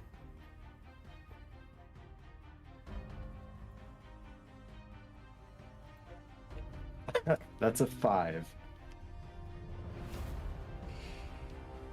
Let's see here. Well,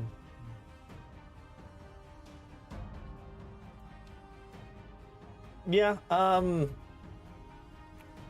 He's like, oh, these damn Sonstalis. They're so quite primitive people. I'm eager to return to the Overlord Ziggurat and study all that there is in the archives of the demons which they commune with. If you wish to stay in my train, please do not bother me in my studies. Good evening. Good evening to you, sir. And he strolls back to his caboose, closes the door behind him, locks the door, and goes to sleep. To the rest of the party. So it's all about this overlord then, is it? Surely seems to be.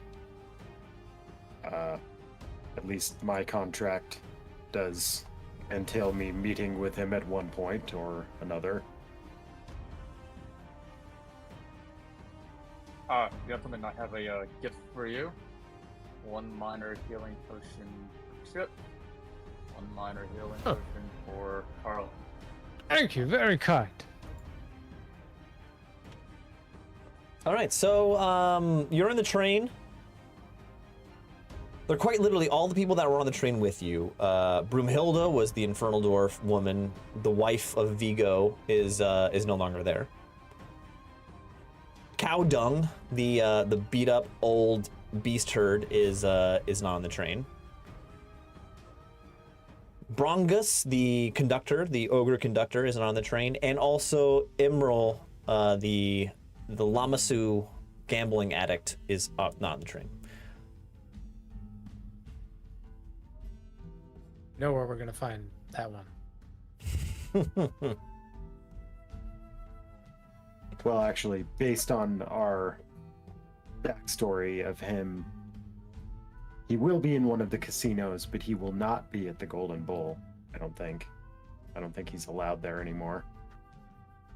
All right, so it's later in the evening.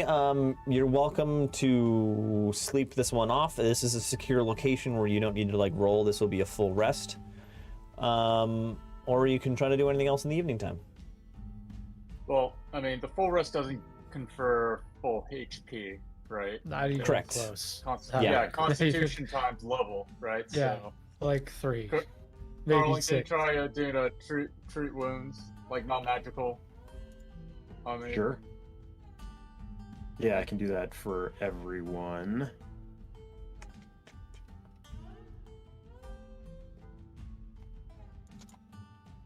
All right, so we'll just go down the list in the VTT.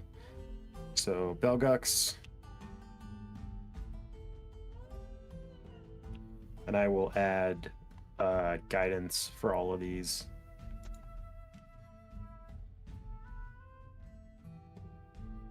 Ooh. Yeah, that's a success. Success, 5 HP. 5 Yeah. HP.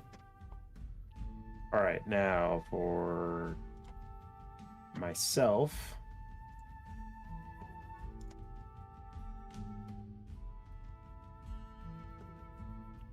Got 4.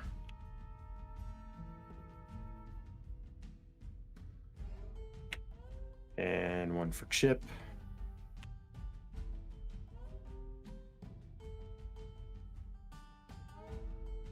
Oh yeah. Crit success 23. Nice. Thank you. And 1 for Octavia, assuming you want one. Given the No, he possibility doesn't. He of doesn't making want it worse. She doesn't want it. She doesn't want it. Okay, fair enough.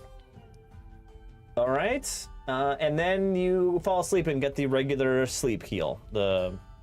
And that can be done on your character sheet. There's a little person in a bed button. You can hit that and it will heal you. Yep. And when I wake with- up, I'm gonna try to treat wounds on myself. See, like, oh, Charlie did it. It doesn't look that hard. I would like to do something in the middle of the night. Oh, okay. Oh, Octavia, what would you like to do in the middle of the night? That first. Well, there was that nice little potion shop. Yes. Oh boy. Yeah. So I'd like to I'd like to make my way back over there silently. Give me a Quietly. stealth check.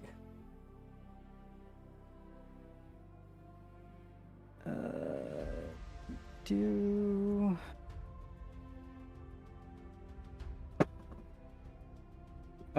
24. Yep, you successfully make it to Pompey's potions without alerting any of the guard. You know, like there's a few Torok patrolling the streets in the middle of the night, but you successfully elude them. And to open the door, there is a main door, and there is a door in the alleyway in the back.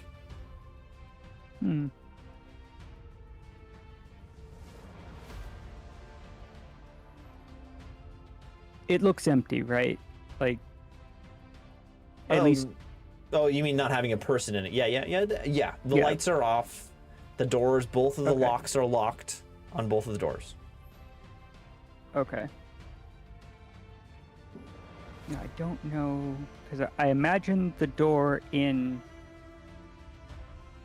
like, the alley goes into the back room. What's up, Bridget? Bridget's in the chat. Hi, Bridget. Hey, Bridget. From your best understanding, the back door goes into that back room. Yeah, it's a very small storefront, so the front door goes into the shopping area which you were in before, and the back door goes into that little storeroom in the back where he went. Sure. Okay.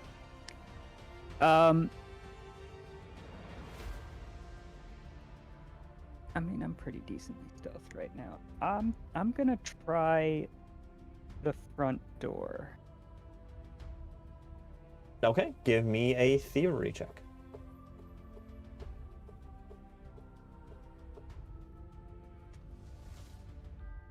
Uh-oh. 13. Uh-oh.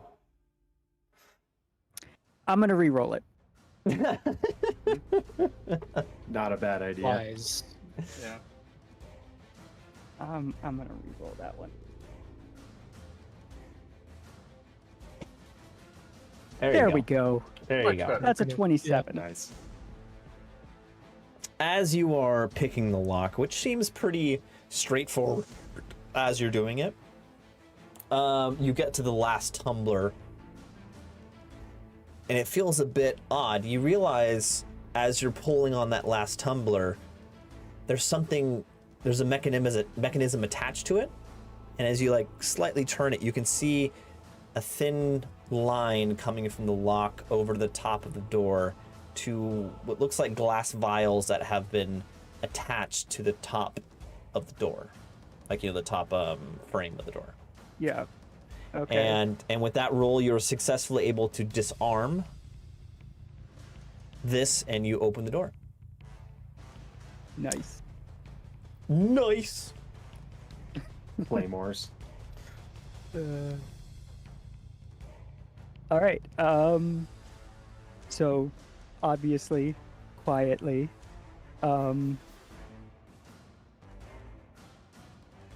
what appeared to be the most expensive potions there, I want to take, just a couple of them, like 2 or 3. Not going crazy here.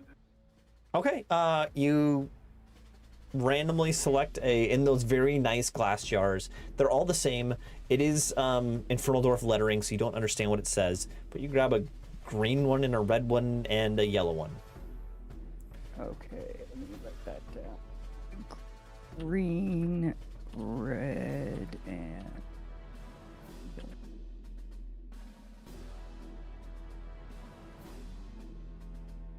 All right. Do you want to leave the door unlocked when you head home or not?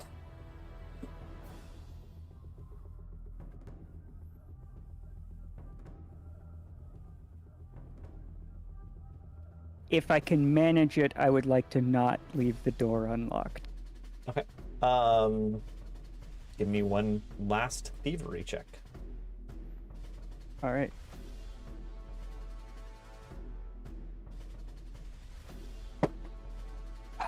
Oh, That's an 11. So yeah, it doesn't. You don't trigger any traps or anything. It just you're unable to relock it. That's fine. I'm gonna GTFO. All right. Give me one last stealth check to make it home. Oh, okay. I would like to roll against this one, and I'll tell you why in a second. You first. ooh. All right. Oh! Can't re-roll it. Nope. Well, I guess mean, I could if I used one of the. You already used your personal hero point, but there Yes, is one I hero did. point in the bank. I'm not gonna do anything bad to you, I promise.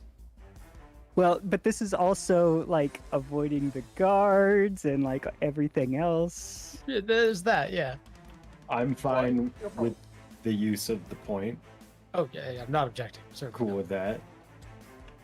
How about making Octavia roll to see if she can use the points? She can use it if she wants. Nah. Go.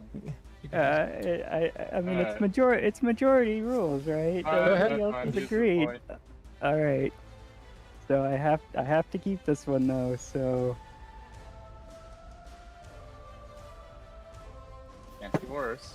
There you go. okay, there we go. 26. All right, Chip, give me a counteracting. What is it? Reflexes saving throw. I just want to do a perception, and this is Yeah. mostly an excuse to mention my last weird, interesting magical item I found, which was the Cloak of Feline Rest. While wearing this cloak, you can comfortably rest in any space, so long as it's not wet or particularly hazardous. While sleeping in this cloak, you only take a -2 status penalty to auditory perception checks, instead of the -4 of being entirely asleep. All right. No, You- it's not good enough still. It's not Just good too enough. It's too sneaky. You make it back into the train, fall asleep. sneaky. Chip snores. Chip is talking in his sleep and. Not that much different from when he's awake. Right. Just a little more intelligible. Sorry, I couldn't resist. No, don't hold back. All right, you sleep through the night. Everyone who hasn't done the rest HP roll, go ahead and do that. And You wake up in the morning, and as you wake up, you find yourself being stood over by Chaladastra. All four of you. He says, All at once? Because I imagine we're sleeping in different parts of the train. So did he, like, split himself into four? He's standing at the head of the train. All of you can see him. Oh, okay. He says, "Is it time? I must be to the archives." Yes. No reason to tarry, is there? There's no reason to what? Tarry. Tarry, man.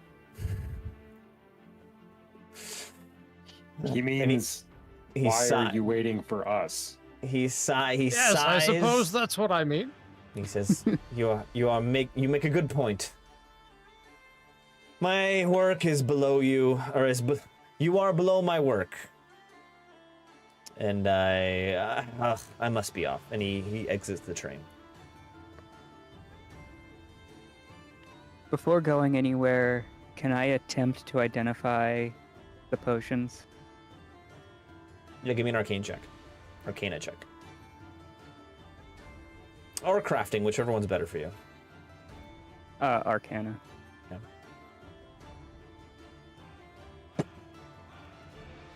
Yeah. 13. You don't know. You don't understand. I mean, the yellow one's a little fizzy. When you shake it, it bubbles a little bit, but beyond that, you can't figure it out.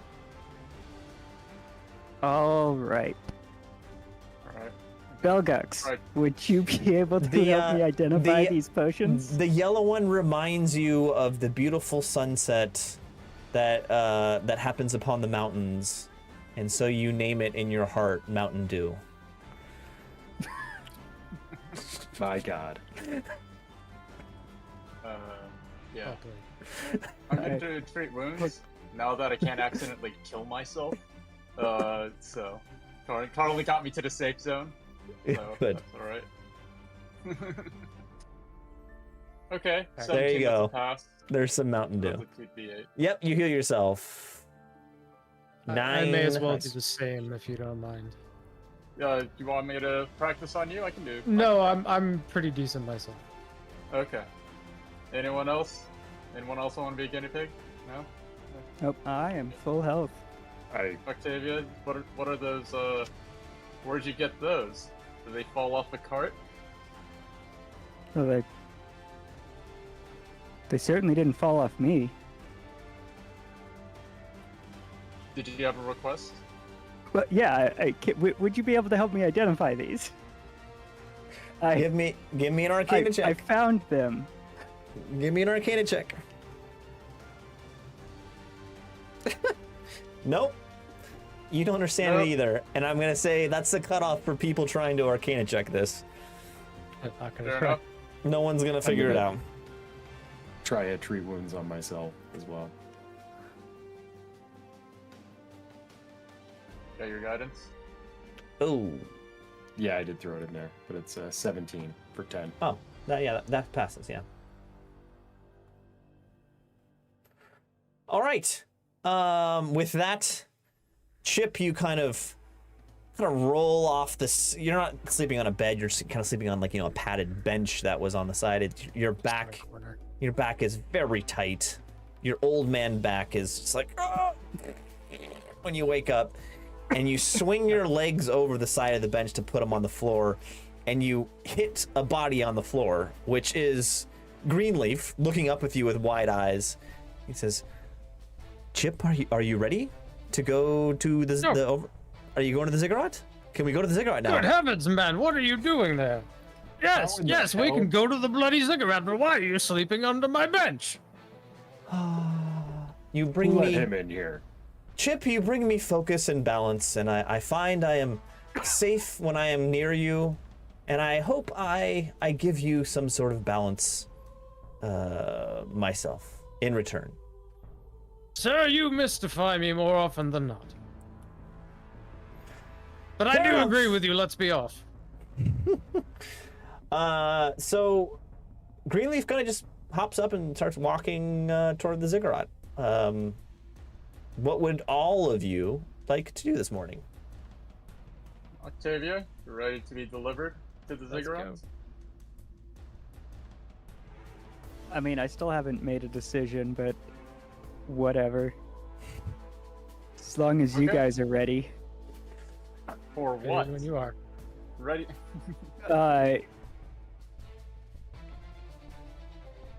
My whole deal was announced by Silnoran just yesterday.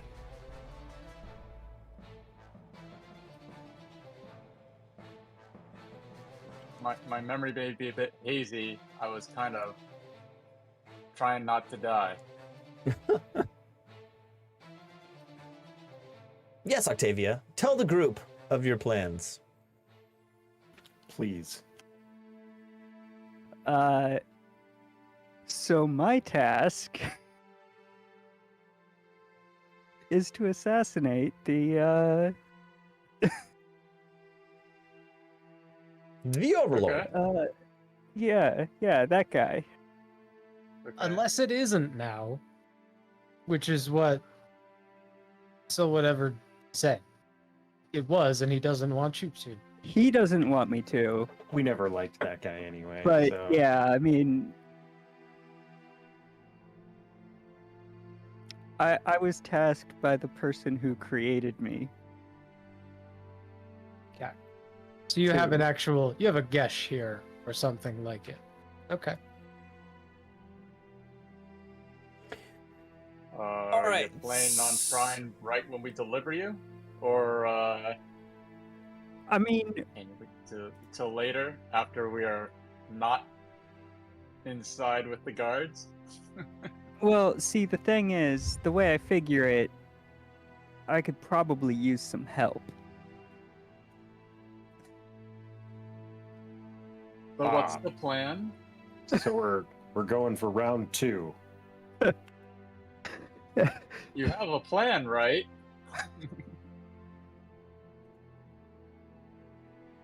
I figure everybody will be there. He won't be expecting a Pegasus with a sword, and you guys can help clean up. I believe they were inquiring about your exit strategy.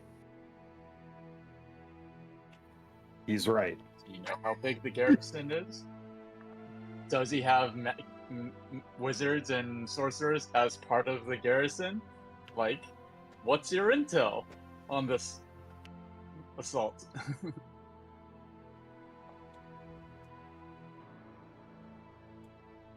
I mean, I figured we'd just handle it like last time.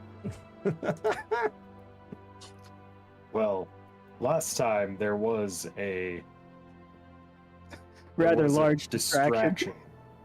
Yes. I mean, we could try and formulate some sort of plan to make that happen again. Chip sighs and leans with like both hands on his cane and says, I'm not at all certain that I should become involved in what you have going here, but I suspect that delivering Master Greenleaf to the attentions of the Overlord would be a distraction to the man on an order that you would appreciate. Again, it's none of my business, and I'm just here as contracted, but Speaking Mr. of, Greenleaf, what's yes, his beef with the Overlord anyway? I suppose you might say that it was religious in nature or possibly political. I think the two go hand in hand in this city. Can we be more specific? I'm trying not to let player knowledge I know, influence. and I'm fully willing to explain. Like, well, you see, the man is insistent that some of the crown jewels are in fact fakes, And that does tend to question the validity, to call into question the validity of a monarchical appointment, doesn't it? What's the nature of these jewels? Sorry, I'm asking really leading questions here because I have a sneaking suspicion about something. And I'm sure our glorious DM is playing right into that. But I only have a few details. Do you want to help us fill in whatever I should know and can explain? Yeah, just freely explain things to each other, or give me your hypothesis, Octavia. Well, okay, so if I remember correctly, the explanation you gave Chip while we were in the jail was that it was some sort of scepter. Yeah, specifically, it was the Greenleaf is claiming that the Rod of Zalamon, the Rod of Zalamon, is a fake. Now, Yes. all of you the know, staff of office. Yeah. and all of you know, the Rod of Zalamon is like, it's kind of like the Staff of Office that has magical powers. It's a magical item that was used by basically the founding member of the Infernal Dwarf Society. When the Infernal Dwarves became Infernal Dwarves, the rod was used to strike the gate of Zalamon, which is in the ziggurat, in the main palace. And this is the main place where the demons were held at bay, and they gained control over the demons. So would this happen to be roughly what do I have it listed as? So Octavia previously stole a scepter. A bronze scepter with a red gem. Is it roughly that shaped? Oh. Does it look a little something like this? And you stole it. You stole it from Chalidastra's caboose. No, that was stolen from a shop in the previous town. There was two times you stole things. Yeah, the stuff I stole from the caboose was just the deeds. I wasn't able to get anything else. Yeah, so I think it was the assorted jewelry and the then the deeds, yeah, and the deeds. Rod. Well, the assorted jewelry and the rods were from the shop in town. Okay. Yeah. We can retcon it to be from the caboose if No. you want, though. It's fine. Yeah. And you do know, Belgux knows actually that this scepter is magical in power, but you guys don't know how to use it or what it does. It did lead me through a portal to the crap. I don't remember what the in between place The Veil. is called. I don't. And you saved saved the Belgux from Sunset. Yeah. Okay. Yeah. So, is it roughly that shaped? Is it? You don't know. None of you, the four of you, have laid eyes on the actual Rod of Zalamon. So you don't know. You just know it from Well, we've got somebody who's claiming that the one currently on display is not the real one, so I assume he knows. Do you dare show it to him? Yeah, no. I just ask. I think that's. I just ask questions like, "What does it look like? Is it, I'm curious." And if he's curious about why I'm asking, I just stole 3 potions from a potion shop. Like, ideally, I'd be stealing it. Greenleaf looks at no, he doesn't look at anything. He says the actual Rod of Zalamon he describes it as a scepter, so it is close to what you have. He says its power has to do with the Veil and specifically the elemental demons that the Infernal Dwarves have dominion over. Okay. Okay. In the back of my mind, I'm thinking, oh, good, exactly like what happened. Great. Meta table talk, you suddenly have a distraction opportunity. Quite quite the abundance of distraction opportunities, actually. We got 2 on the table right now. Well, I am a plain and direct man, and it is my intention very much to escort my client right up the front steps, and if as possible into the presence of this overlord, and what you all may get up to at that point, I believe, would be entirely your own business.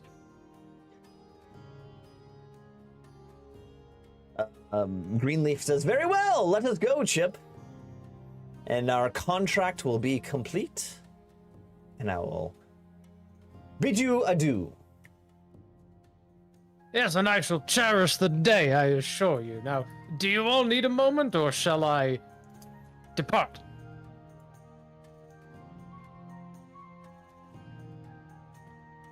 I mean, I think we're good to go.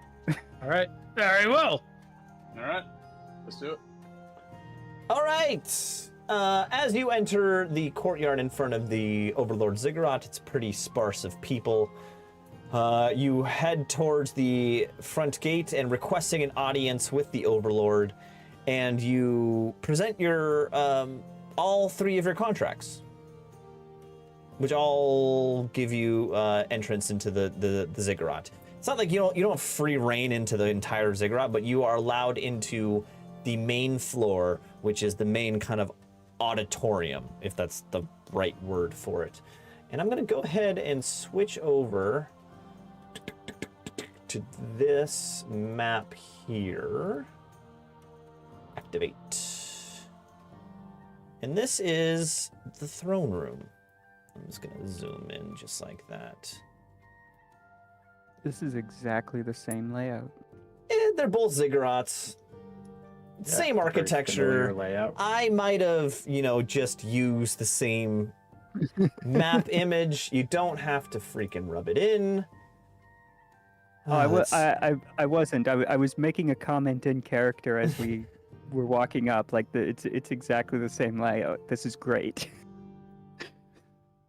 All right. We know And- exactly what we're getting into.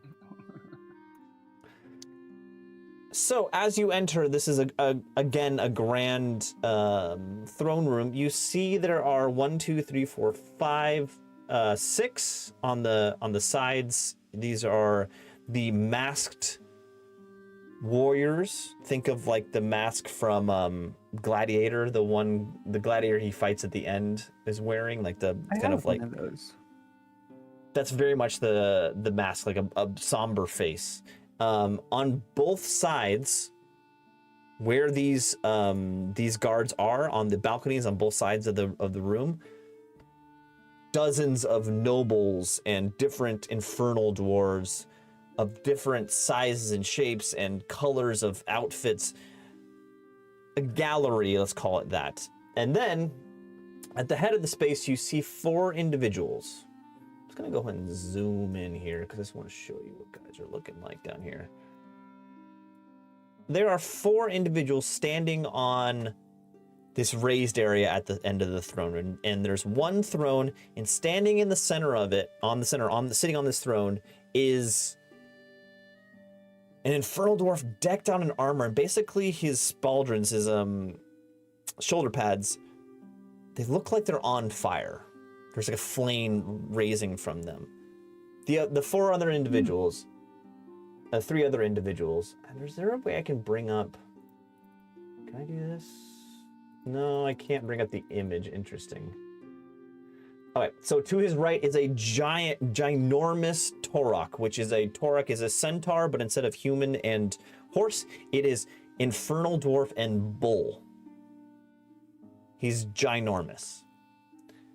To the leader's right is a very ashen-skinned infernal dwarf with not much armor but jewels all over him, but his skin is like dark gray.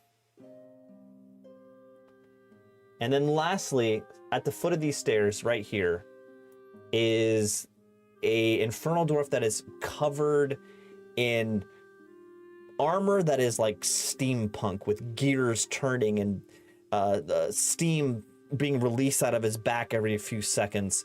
And actually his left leg is a fully mechanical leg.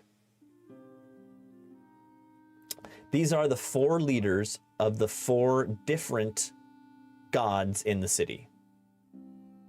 Oh. So And 3 then- of them might be on our side. And then lastly, standing behind this throne is a giant gate. When I say a gate, it doesn't lead to anywhere, but this is like, you can see the back wall of this room is basically like a historical wall. Like this was the city wall generations, hundreds of years ago, and the city expanded beyond it. And this was the original gate of the city, and it's this giant golden gates, 20 feet tall and 20 feet wide. And standing on a little kind of a rack to hold it, above all of this is the Rod of Zalamond, standing on a golden case. And Octavia, it looks exactly like the rod you stole.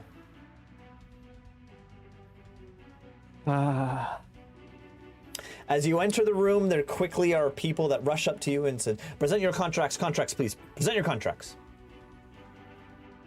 Immediately, Greenleaf steps forward, hands, and you step beside him, Chip, and you present his contract. And they see the name on the contract, and their eyes go wide. They were not expecting Greenleaf to actually make it to the throne room here. I mean, they say, very well, you may enter. And Greenleaf steps beyond the guard. Says, "Next contract." He looks like the 3 of you. Yeah. I imagine it would be both contracts presented at the same time, because Yeah. you at least are on both. Yeah. He looks at the contracts. He looks at Carlin and Belgux and he says, "Very well. You have full access to the city's archives. Let me find you a handler." He whistles and from the corner rushes out Spuds with Chomp Chomp.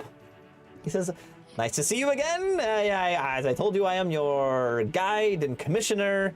No, not a handler. I am the commissioner. Please, step aside. We must. This is a formal area. The leaders are in session now. And then lastly, the guard, who says, he turns us to onto his belt and pulls out an iron collar. And he steps towards Octavia.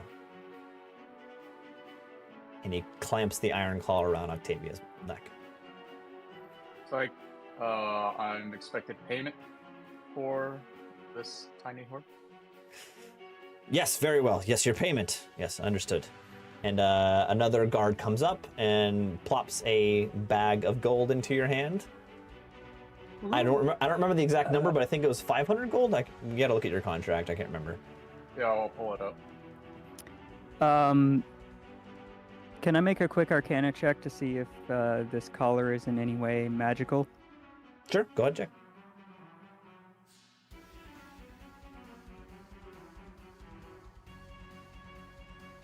And look, there's the Mountain Dew.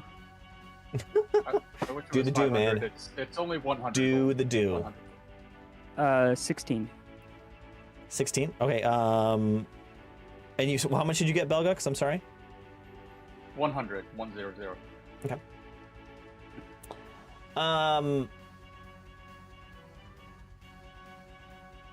Yes.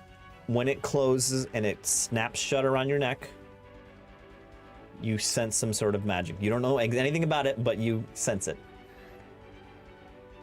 Of course it is. Of course it is. Well, this is gonna be fun. And with that, the guard starts leading you away and back toward this area back to the left here. Okay. And before you can do anything,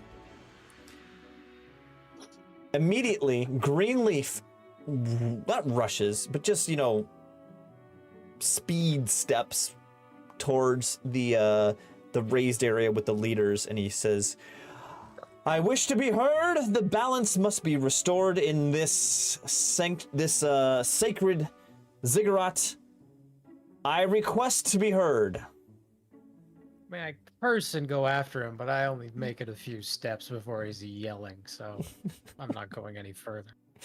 It's going to be further augmented by an angry horse noise, which, as I fight being dragged off, mostly to test the waters of the collar and see if I can identify what's going on with it. Give me a strength athletics check. All right, athletics.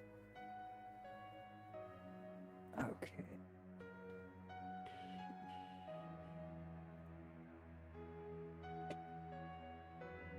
Uh, 18.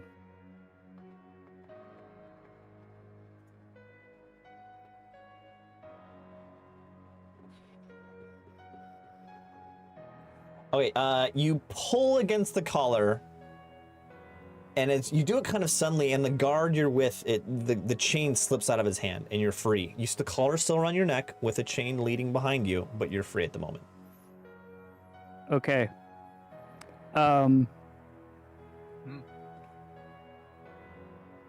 I want to fly after Greenleaf. All right, I need to put a token out here for Greenleaf. I don't have an actual token, so I'm just going to use something generic here. The drunkard token, here we go. So he's approximately here. You are right behind him, Chip. Okay. And you immediately fly, I don't know, let's say, you make it to him. Well, I want to be behind. My fly speed is only 15 feet, so Yeah. I probably don't make it that far. But I want to be. I kind of want to be in between him and Chip, because I have things relevant to what this guy's gonna be saying in my bag. Boy. So this all kind of happens at once. This is kind of a weird situation. As you're heading forward, you start flying toward Greenleaf, and Greenleaf steps up and says, the Rod of Zalaman is a fake. I have been sent by the Count of Bellatore to claim presence of the true Rod of Zalaman, and I call upon the Council of Zalaman Takesh to prove the rod's validity. This is a commotion, but it's very much like a political commotion. All these people on the sides of the room are gasping with audacity. Oh dear me! Oh. Watermelon. Harump. Peas and carrots. Watermelon. I was just about to say peas and carrots. Okay, quick lore question. May or may not know, but is like I can't think of the term I'm actually trying to use, but for lack of a better term, ownership of the rod indicative of status, of right to rule. Right of possession. Kind of, thing. not really. Yeah. It's not about rule. Like you can't like have the rod and say I'm now the ruler of Zalman. Well, It's not like that. But what I'm It's more like, looking at is the fact that they don't have it. everyone is assuming they do have it at this point. Right. It's kind of like the Liberty Bell in a sense. It's like it's a very much a figurehead thing. It's like it's an image for the people. But It's a the part fact of their that they history. Have lost it probably is bad when it's revealed that they lost it and have had a fake on display for some time. It would be Right, bad. someone- It would be very bad. Okay. Okay. And is this something that my character would actually know? I don't think it's really going to change my actions here. Probably. I mean, But you I have, just- you have a. If you made the connection that this is the actual rod, yeah, you know the basic history of it. That this is Okay. a historical item for the infernal dwarves. And the fact that they've been lying to their people about it, having it Yeah. for who knows how long at this point is really bad Yeah. for them. I mean, Okay. who cares if it's the real thing? Right now, you just having another one that looks exactly like it while this idiot is yelling in the middle of the throne room is pretty much good enough. I've been Well, playing this an is- illusionist in another campaign lately. You only have to make people believe shit for like 30 seconds. Right. But the key here is going to be he's calling for a test to prove it, and if they can't and I can, That'd be big. that would be big. All right. Beautiful. So Carry on. Greenleaf continues to step forward, yelling out that the rod's validity must be proven. I mean, I'm going to continue like following him. Immediately at this point, the Overlord stands up from his chair, walks to the end of the elevated area, and says, "This is blasphemy. I order all of you to be taken away from the throne room."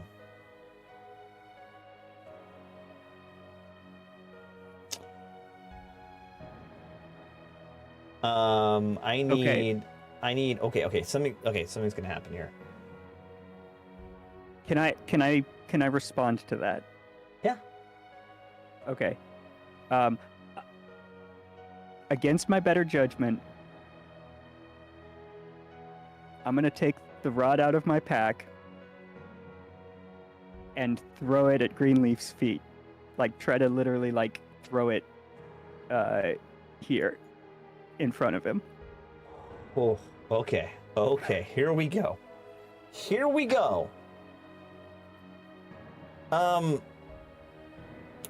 You take out the rod.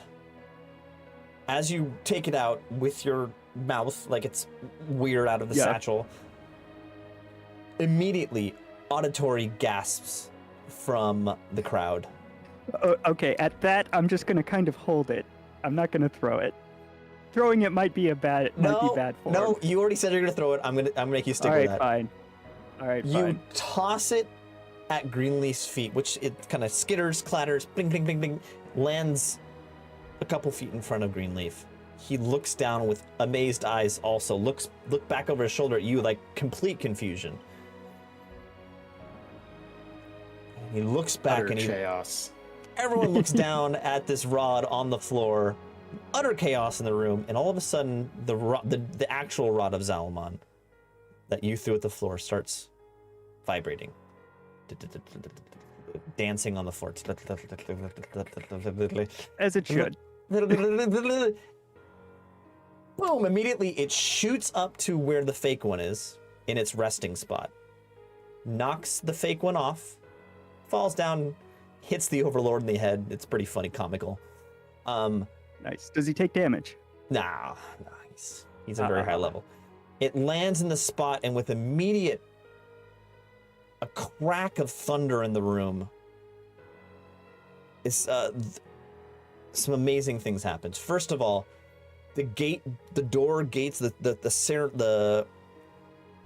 old gates of Zalamon Takesh that are behind the throne start to vibrate, and pieces of the metal start falling off, revealing Oh, fun. revealing stone underneath.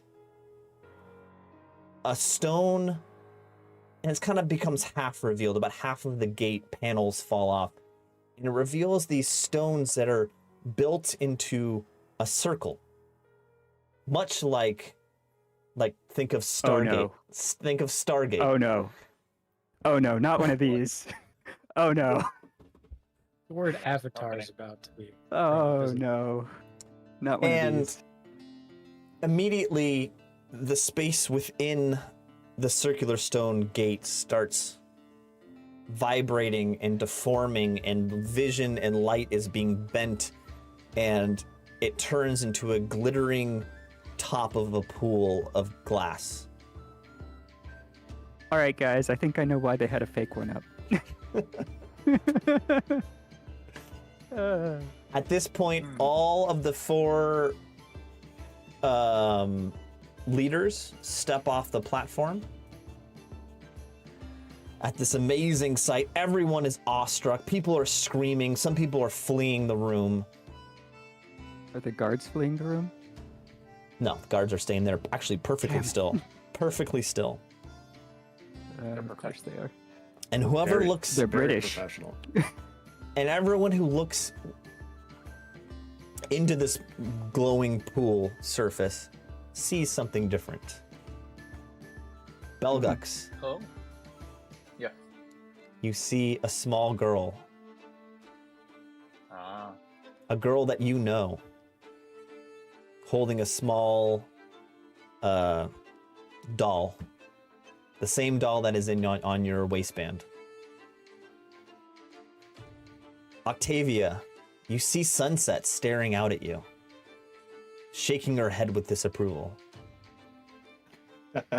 I mean, par for the Car- course, right? Carlin, you see your comrade Carver, the one you were sent to find, looking at you with a scared and needing face. I'm looking back at him, looking scared as well. Chip, you look and see your deceased father, looking down at you with a smile, with his hand on the shoulder of your brother. And then, with a great burst of light, a figure, like a tall figure, like at least 10 feet tall, steps through, slowly starts to appear as, like, you know, it's stepping through the edge of the water. It, like, you know, part of his body steps through, and then entirely steps through. And this is the weirdest sight you've ever seen. It looks like a golden monster. In fact, you look even closer, and it seems to be an orc wearing a giant mechanical golden suit. And on his back, a gnome Oh. riding his back with white hair. A female gnome covered in gold armor with strange hieroglyphics all over them. And the gnome on the back says, "Finally, someone has opened the second gate." And I think,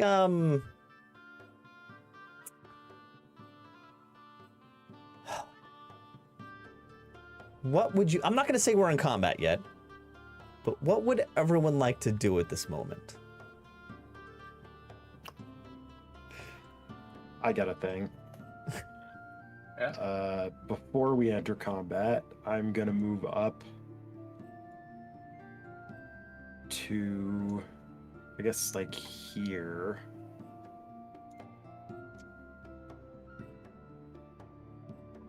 So that, well, I guess meta. What's Chip's HP at? Damn near full. Yeah, he's Okay, almost full. Well, Can you fix it up? either way, I'm gonna move up to here, and just to make sure, we're gonna do a 3-action heal first.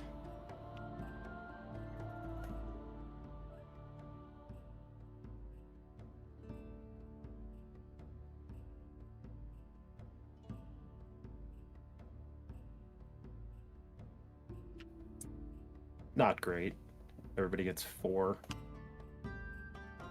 All right, everyone heals for Exactly. 4. Good.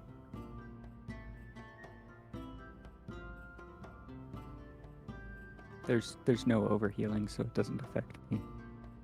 Well, I think I actually moved to a spot. Oh, I'm not in range of you. It's only 30 Oh, feet. okay. Well, then it doesn't affect me, period. So at this point, all of these people on the balconies scream out in terror and end up fleeing through these exits on both sides of the throne room. And the 4 leaders start to back up, like just step backwards as this giant thing comes through the portal.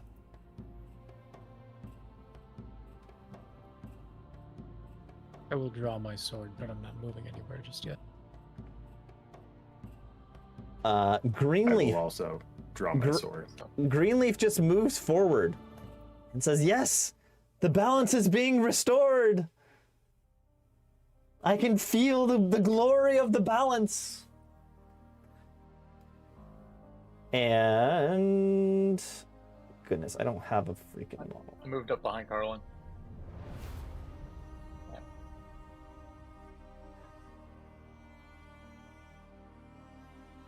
And with that, the last thing, basically this is an orc in a golden exoskeleton. Huh? With a gnome riding on the back. I mean, we Do we know who this is? our characters don't, but player-wise, we should know who this is. Meta-wise, this is Urki, Belgux's character from the last campaign, who was left in Varentia, which is the South America of this world. And this is another of the Saurian ancient teleportation circles that have been lain hidden within this realm. With that, Urki yells out,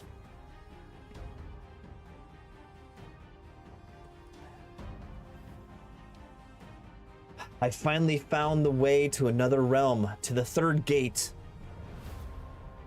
Where is Sunset? Where is Load?"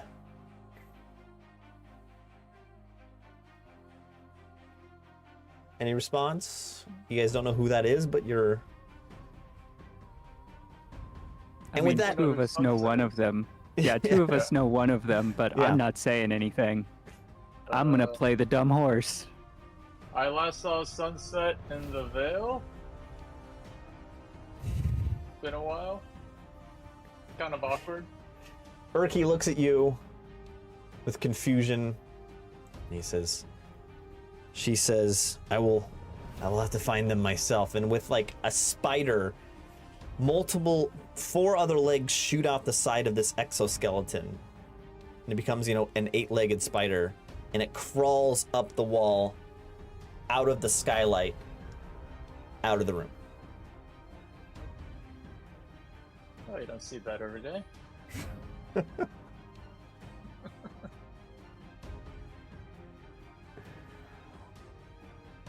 Everyone's kind of in shock here.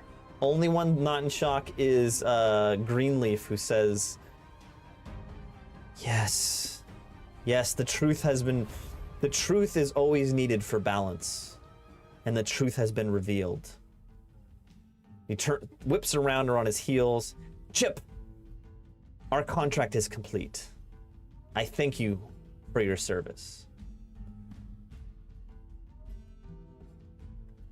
Oh, well and good, sir, but you do have to pay.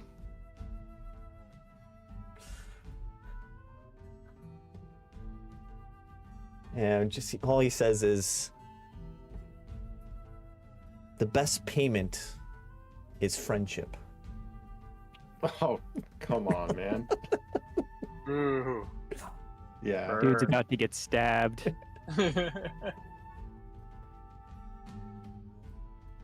I mean, Chip's all steamed up, but it's the stiff and proper kind, and I can't just shoot him.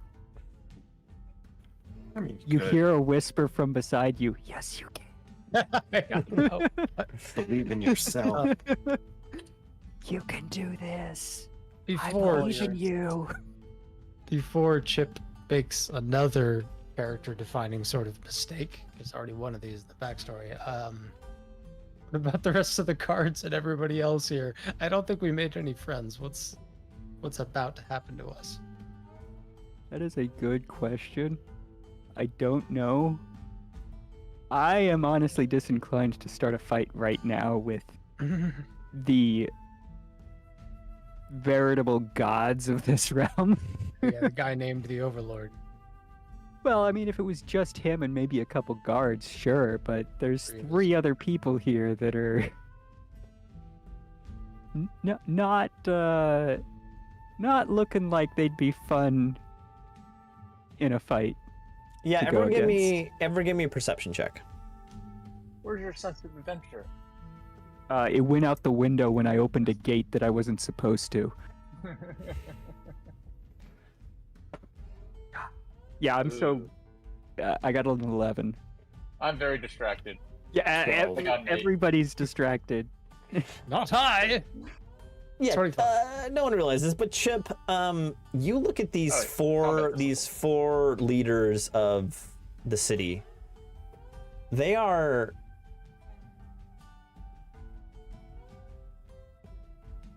They're beaming with strength and magic.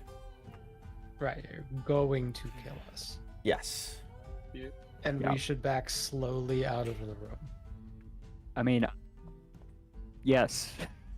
Yeah. And then, I was and gonna then do. run. I was gonna do that without the perception check. So. Yeah. Yeah. It's a bit of a madhouse. So we're running now. The other, there's the Overlord, and then the other leaders, the 3 of them. Right. They end up, you hear them saying, "The Council of Zalaman Takesh is now broken. Confidence in you, Asharuk, has been Oh, withdrawn." hold on. Just dissolve the parliament. And those 3 start moving toward the exit with you.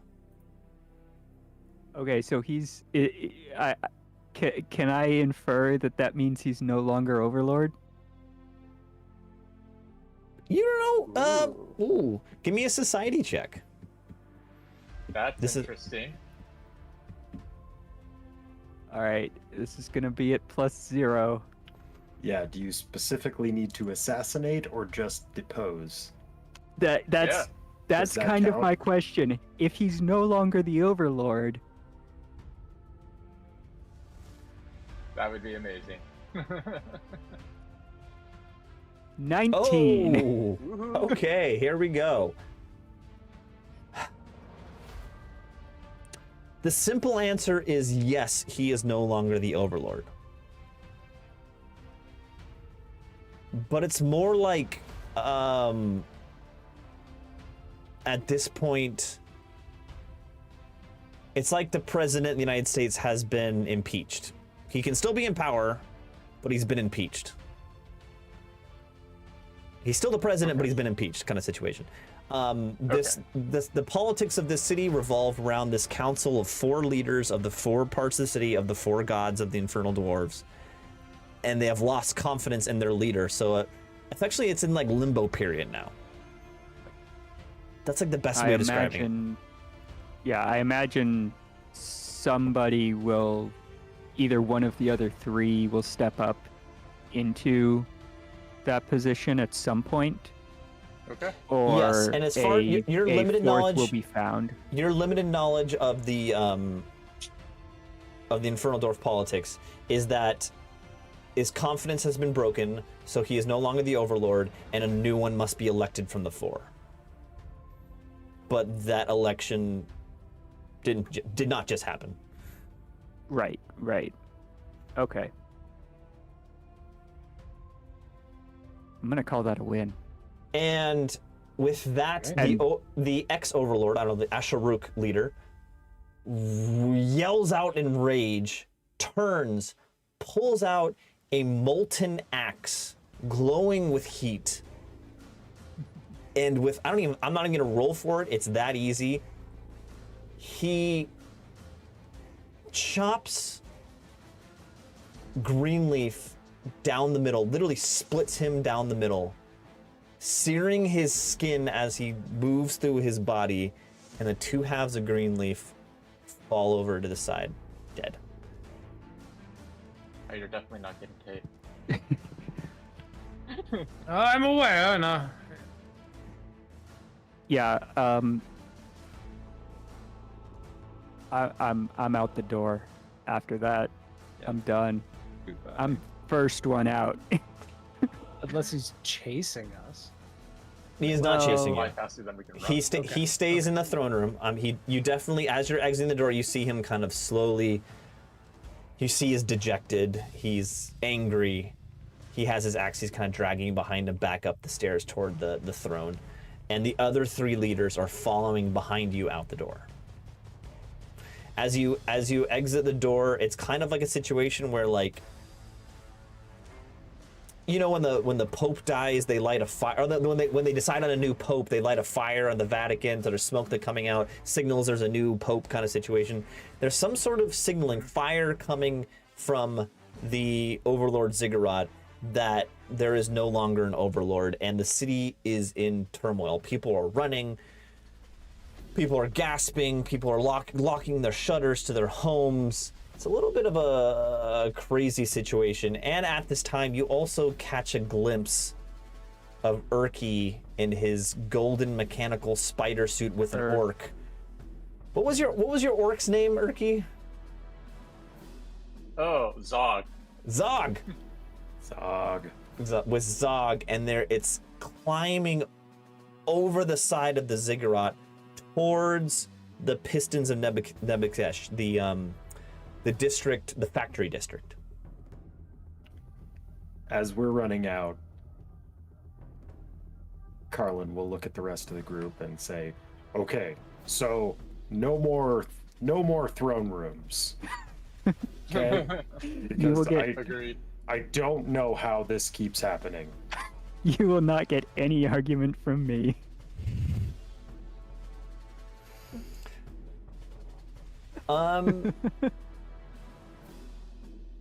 Yeah, it's a bit of a turmoil outside. I'm gonna leave it to you guys what you want to do. It's getting close to the end of our time. Mainly, I want to hear from Chip.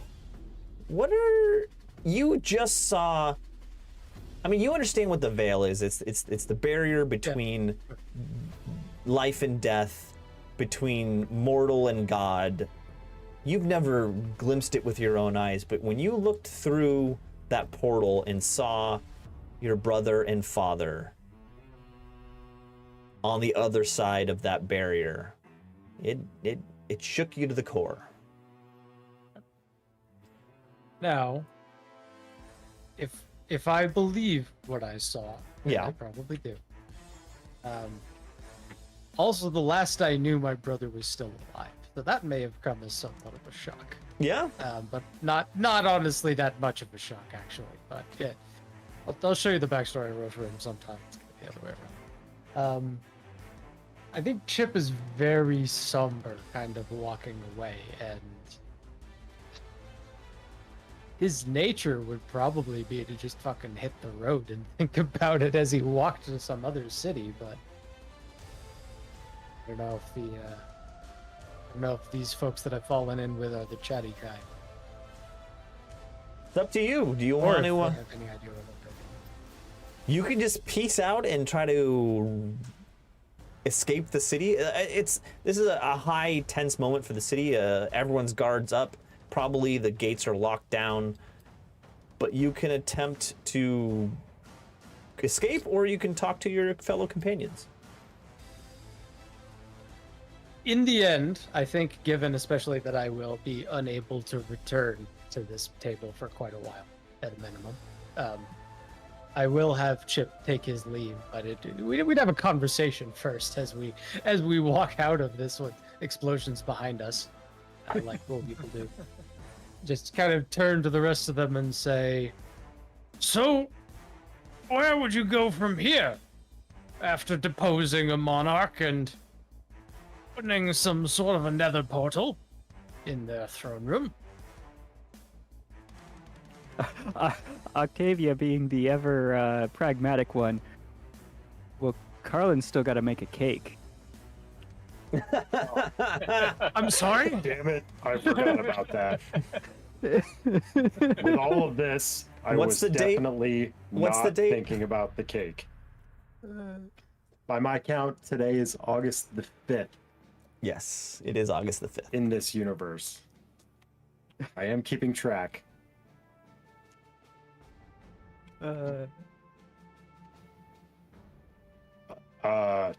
Right. Well, if we can get out of the blasted plains in the next 9 days, I'm not sure the contract is enforceable. So,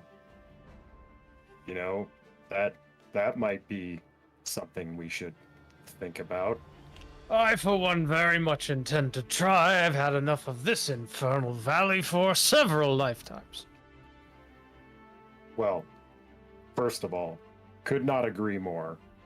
And also,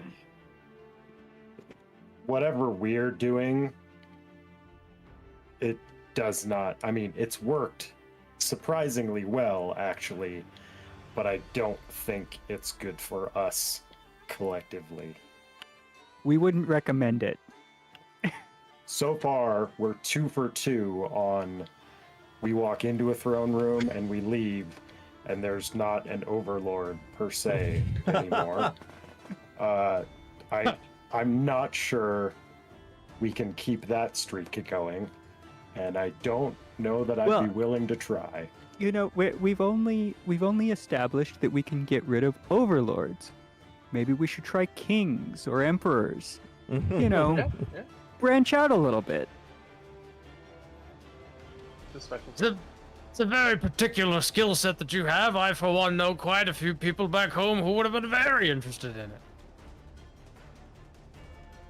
Never mind the fact that we just kind of fall into these situations and they turn out this way, usually with a lot of death. This surprisingly had none. Yeah, this one was relatively Unless easy. you consider that poor gentleman Greenleaf, which I would Do we rather not consider- do. Yeah, do we consider him? No. Let's move on, shall we? With that, as you're having this discussion outside,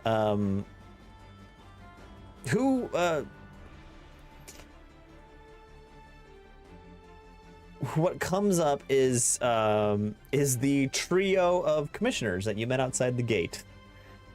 Spuds. I already forgot their name. Hold on 1 second.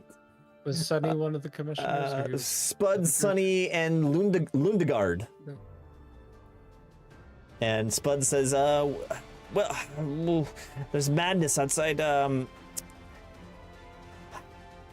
In this turbulent time for Zalamantakesh, I have been commissioned by the Lord of Nebuchadnezzar to hire warriors to rid our city of this mechanical demon, this mechanical gnome who has showed up. Would you be interested in doing something with that? Question number 1. Get this collar off me. I'm Oh, sorry, yeah. I don't have the power to take that off. That is with Question 2. with the Get contract this holder. collar off of me. I might be able to do something about that if you were to complete this contract. Question 3. Get this collar off me, and I want to roll an intimidation. Okay, roll intimidation.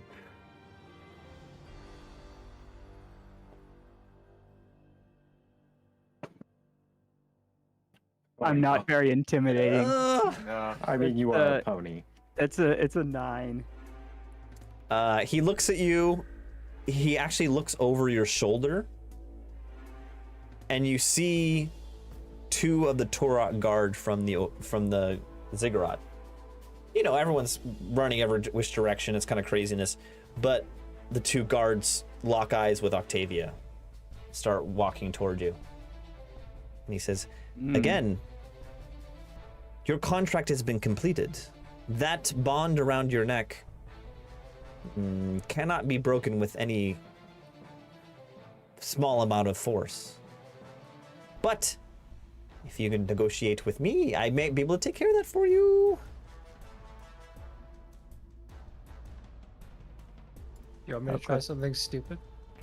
Go for it. I can apply rather a large amount of force, and I pulled my pistol. Oh shit! Stand very still. Stand very. I'll allow it. I explicitly stretch out my neck as far as I can. Pistol. Strike with pistol. Oh Yeah. shit! Nice. All right, that hits. Doesn't actually do a ton. It was But- really impressive until you rolled a d4. I know, right? I know. But I need it both. is. It's an explosive weapon, so. I need both Octavia and Chip to give me a reflex saving throw. Sure. All right. It's probably a crit. Chip's crushing it. That'll be a 21. Okay. Chip, as you point your pistol at the kind of the lock, there's a hinge at one end. It's two C shapes, and Right. and there's a Yeah. hinge and then a lock at the other end. You point the pistol at the lock at the other end. Fire. You hear a and you hear it hit the lock, and then you hear milliseconds later you hear it go, and it force flows out of the lock, and you. Yep. I need.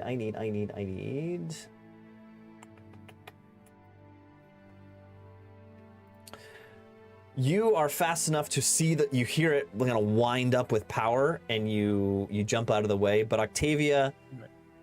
you sense it coming also, but you're only able to turn your face away, and it does 4 points of damage to you. And it remains locked.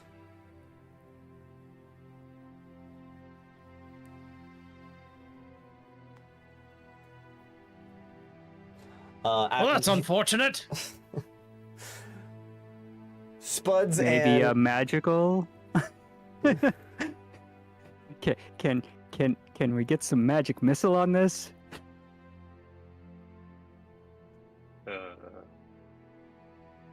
I mean, you don't have to. I'm just asking.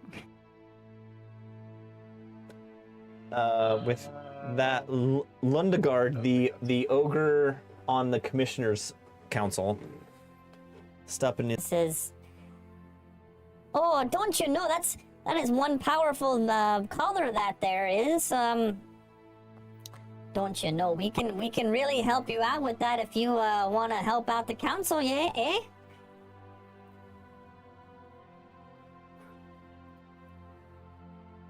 I mean, I look at Carlin and Belgux, like, I want this thing off, but Yeah, and I'm not fighting a mechanical monstrosity. all four of you to give me a perception check. Yeah, either perception or thievery, one of the two. Oh, I will take thievery. 10. Dirty 20. 14. Okay, you guys realize, all right, this is a magical lock. This is bound by the magic of the contract you're in. It's gonna take a lot of physical force, more than that pistol shot, a lot of physical force to break it. You do know magic, for instance, Emerald's magic could possibly break this. And this is negotiation contract magic. So, you know the one of the four gods, Lugar, is all about, that's his magic. He's the god that reigns over the the Vice District and the casino.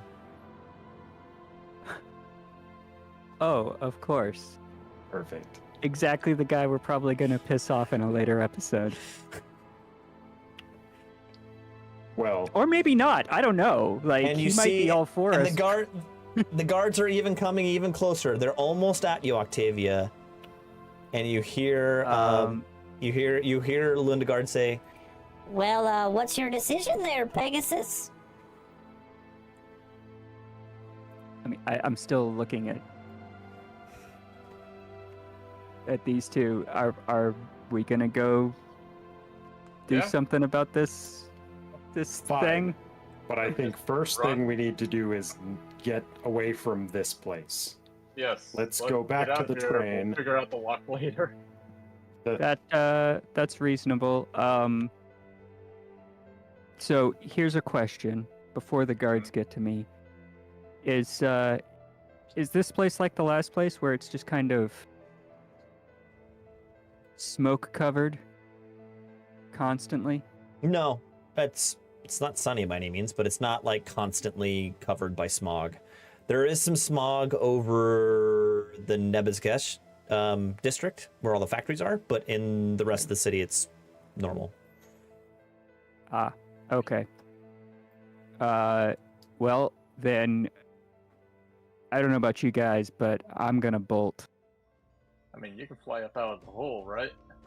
Well, we're outside at We're this point. outside now, yeah. I Or think. outside. Yeah, I'm just gonna run. See, the thing is, if there were smog covering, I would fly up and get past the smog, Mm-hmm. so that I could then come back down later on, where it would be much harder for someone to locate me. But if I just fly away, it's pretty clear what direction I went. Is there commotion outside? I mean, you said there was some mayhem Yeah. going on. There was Okay. mayhem when you first came out, but it's kind of cleared out. People just went home.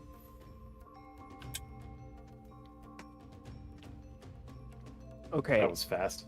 quick question. I just thought of something. Quick question. Mhm. The contract was for me to be delivered to the Overlord. Mm-hmm. It did not specify a name. Mm-hmm. There is no Overlord. There's still an overlord, but he's been impeached. I feel like the contract would be null and void, but all right. I You still have a run. magic collar around your neck. Yeah. It's whatever. I run. I will run into the crowd and try to disappear amongst the crowd. All right, give me. Yes, I realize I'm a Pegasus, but Give me an I'm athletics check. also stealthy. Athletics. Okay. Mhm. It's on a foot race. It's athletics.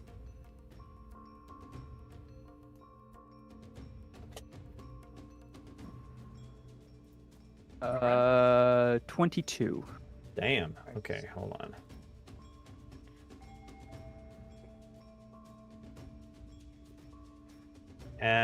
Athletics.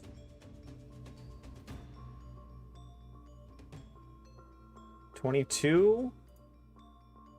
All right, yeah, you run off and these two guards chase after you, but you end up filing into one of the crowds that's like, filtering down one of the side streets heading out. You end up kind of getting into that crowd and losing them. And the guards are continuing trying to sort through the crowd, but they have lost you, and you're free. Belgux and Carlin and Chip. What to do? So I will look at Lundegard and Spuds, Lundegard, and Sunny. Spuds that are right. Yeah. Okay, they're all three there. All right. Well, I suggest that we get away from this place. Why don't you come back to our train? You are in safe the here. Train yard. You are safe here. We are perfectly safe here.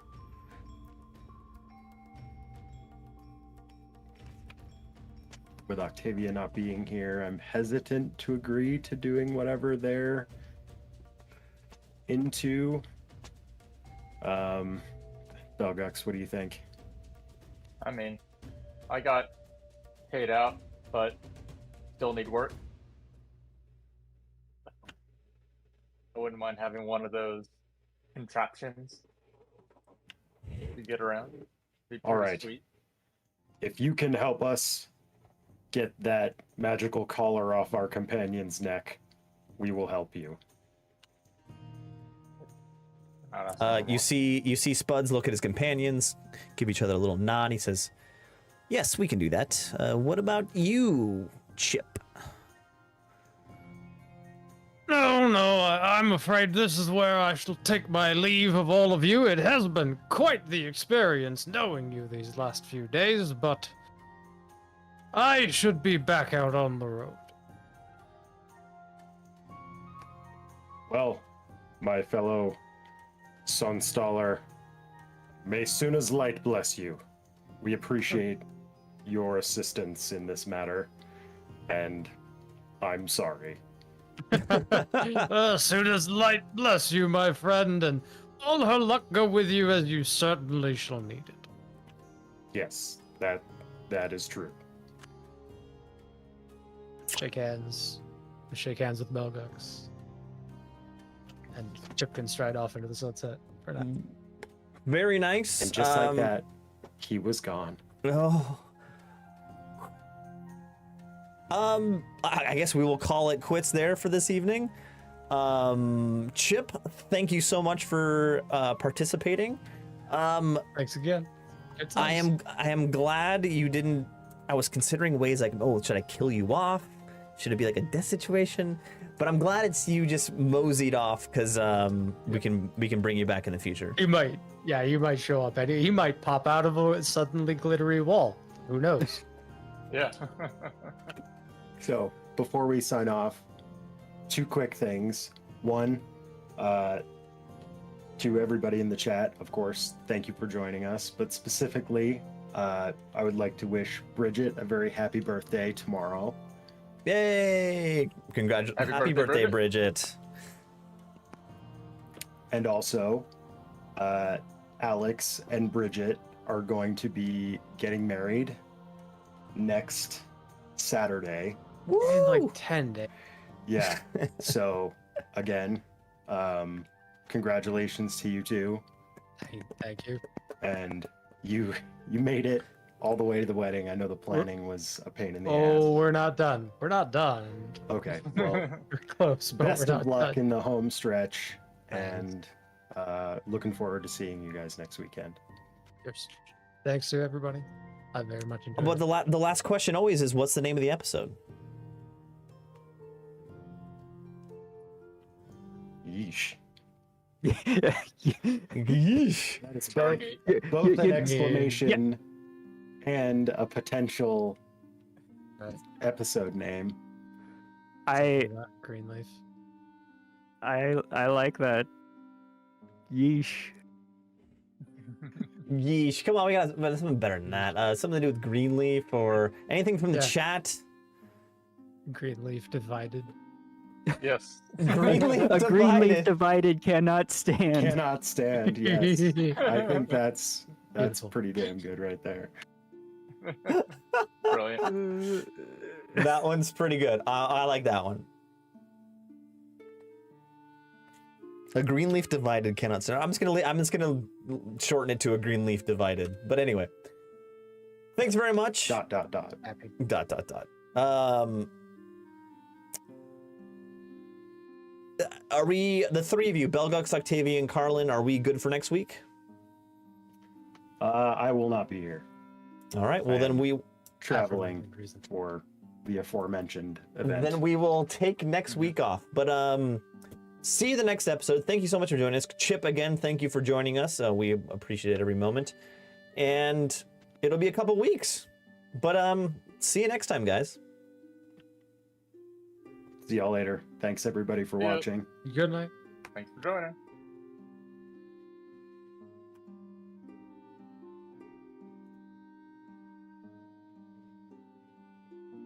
There we go. It We is. up?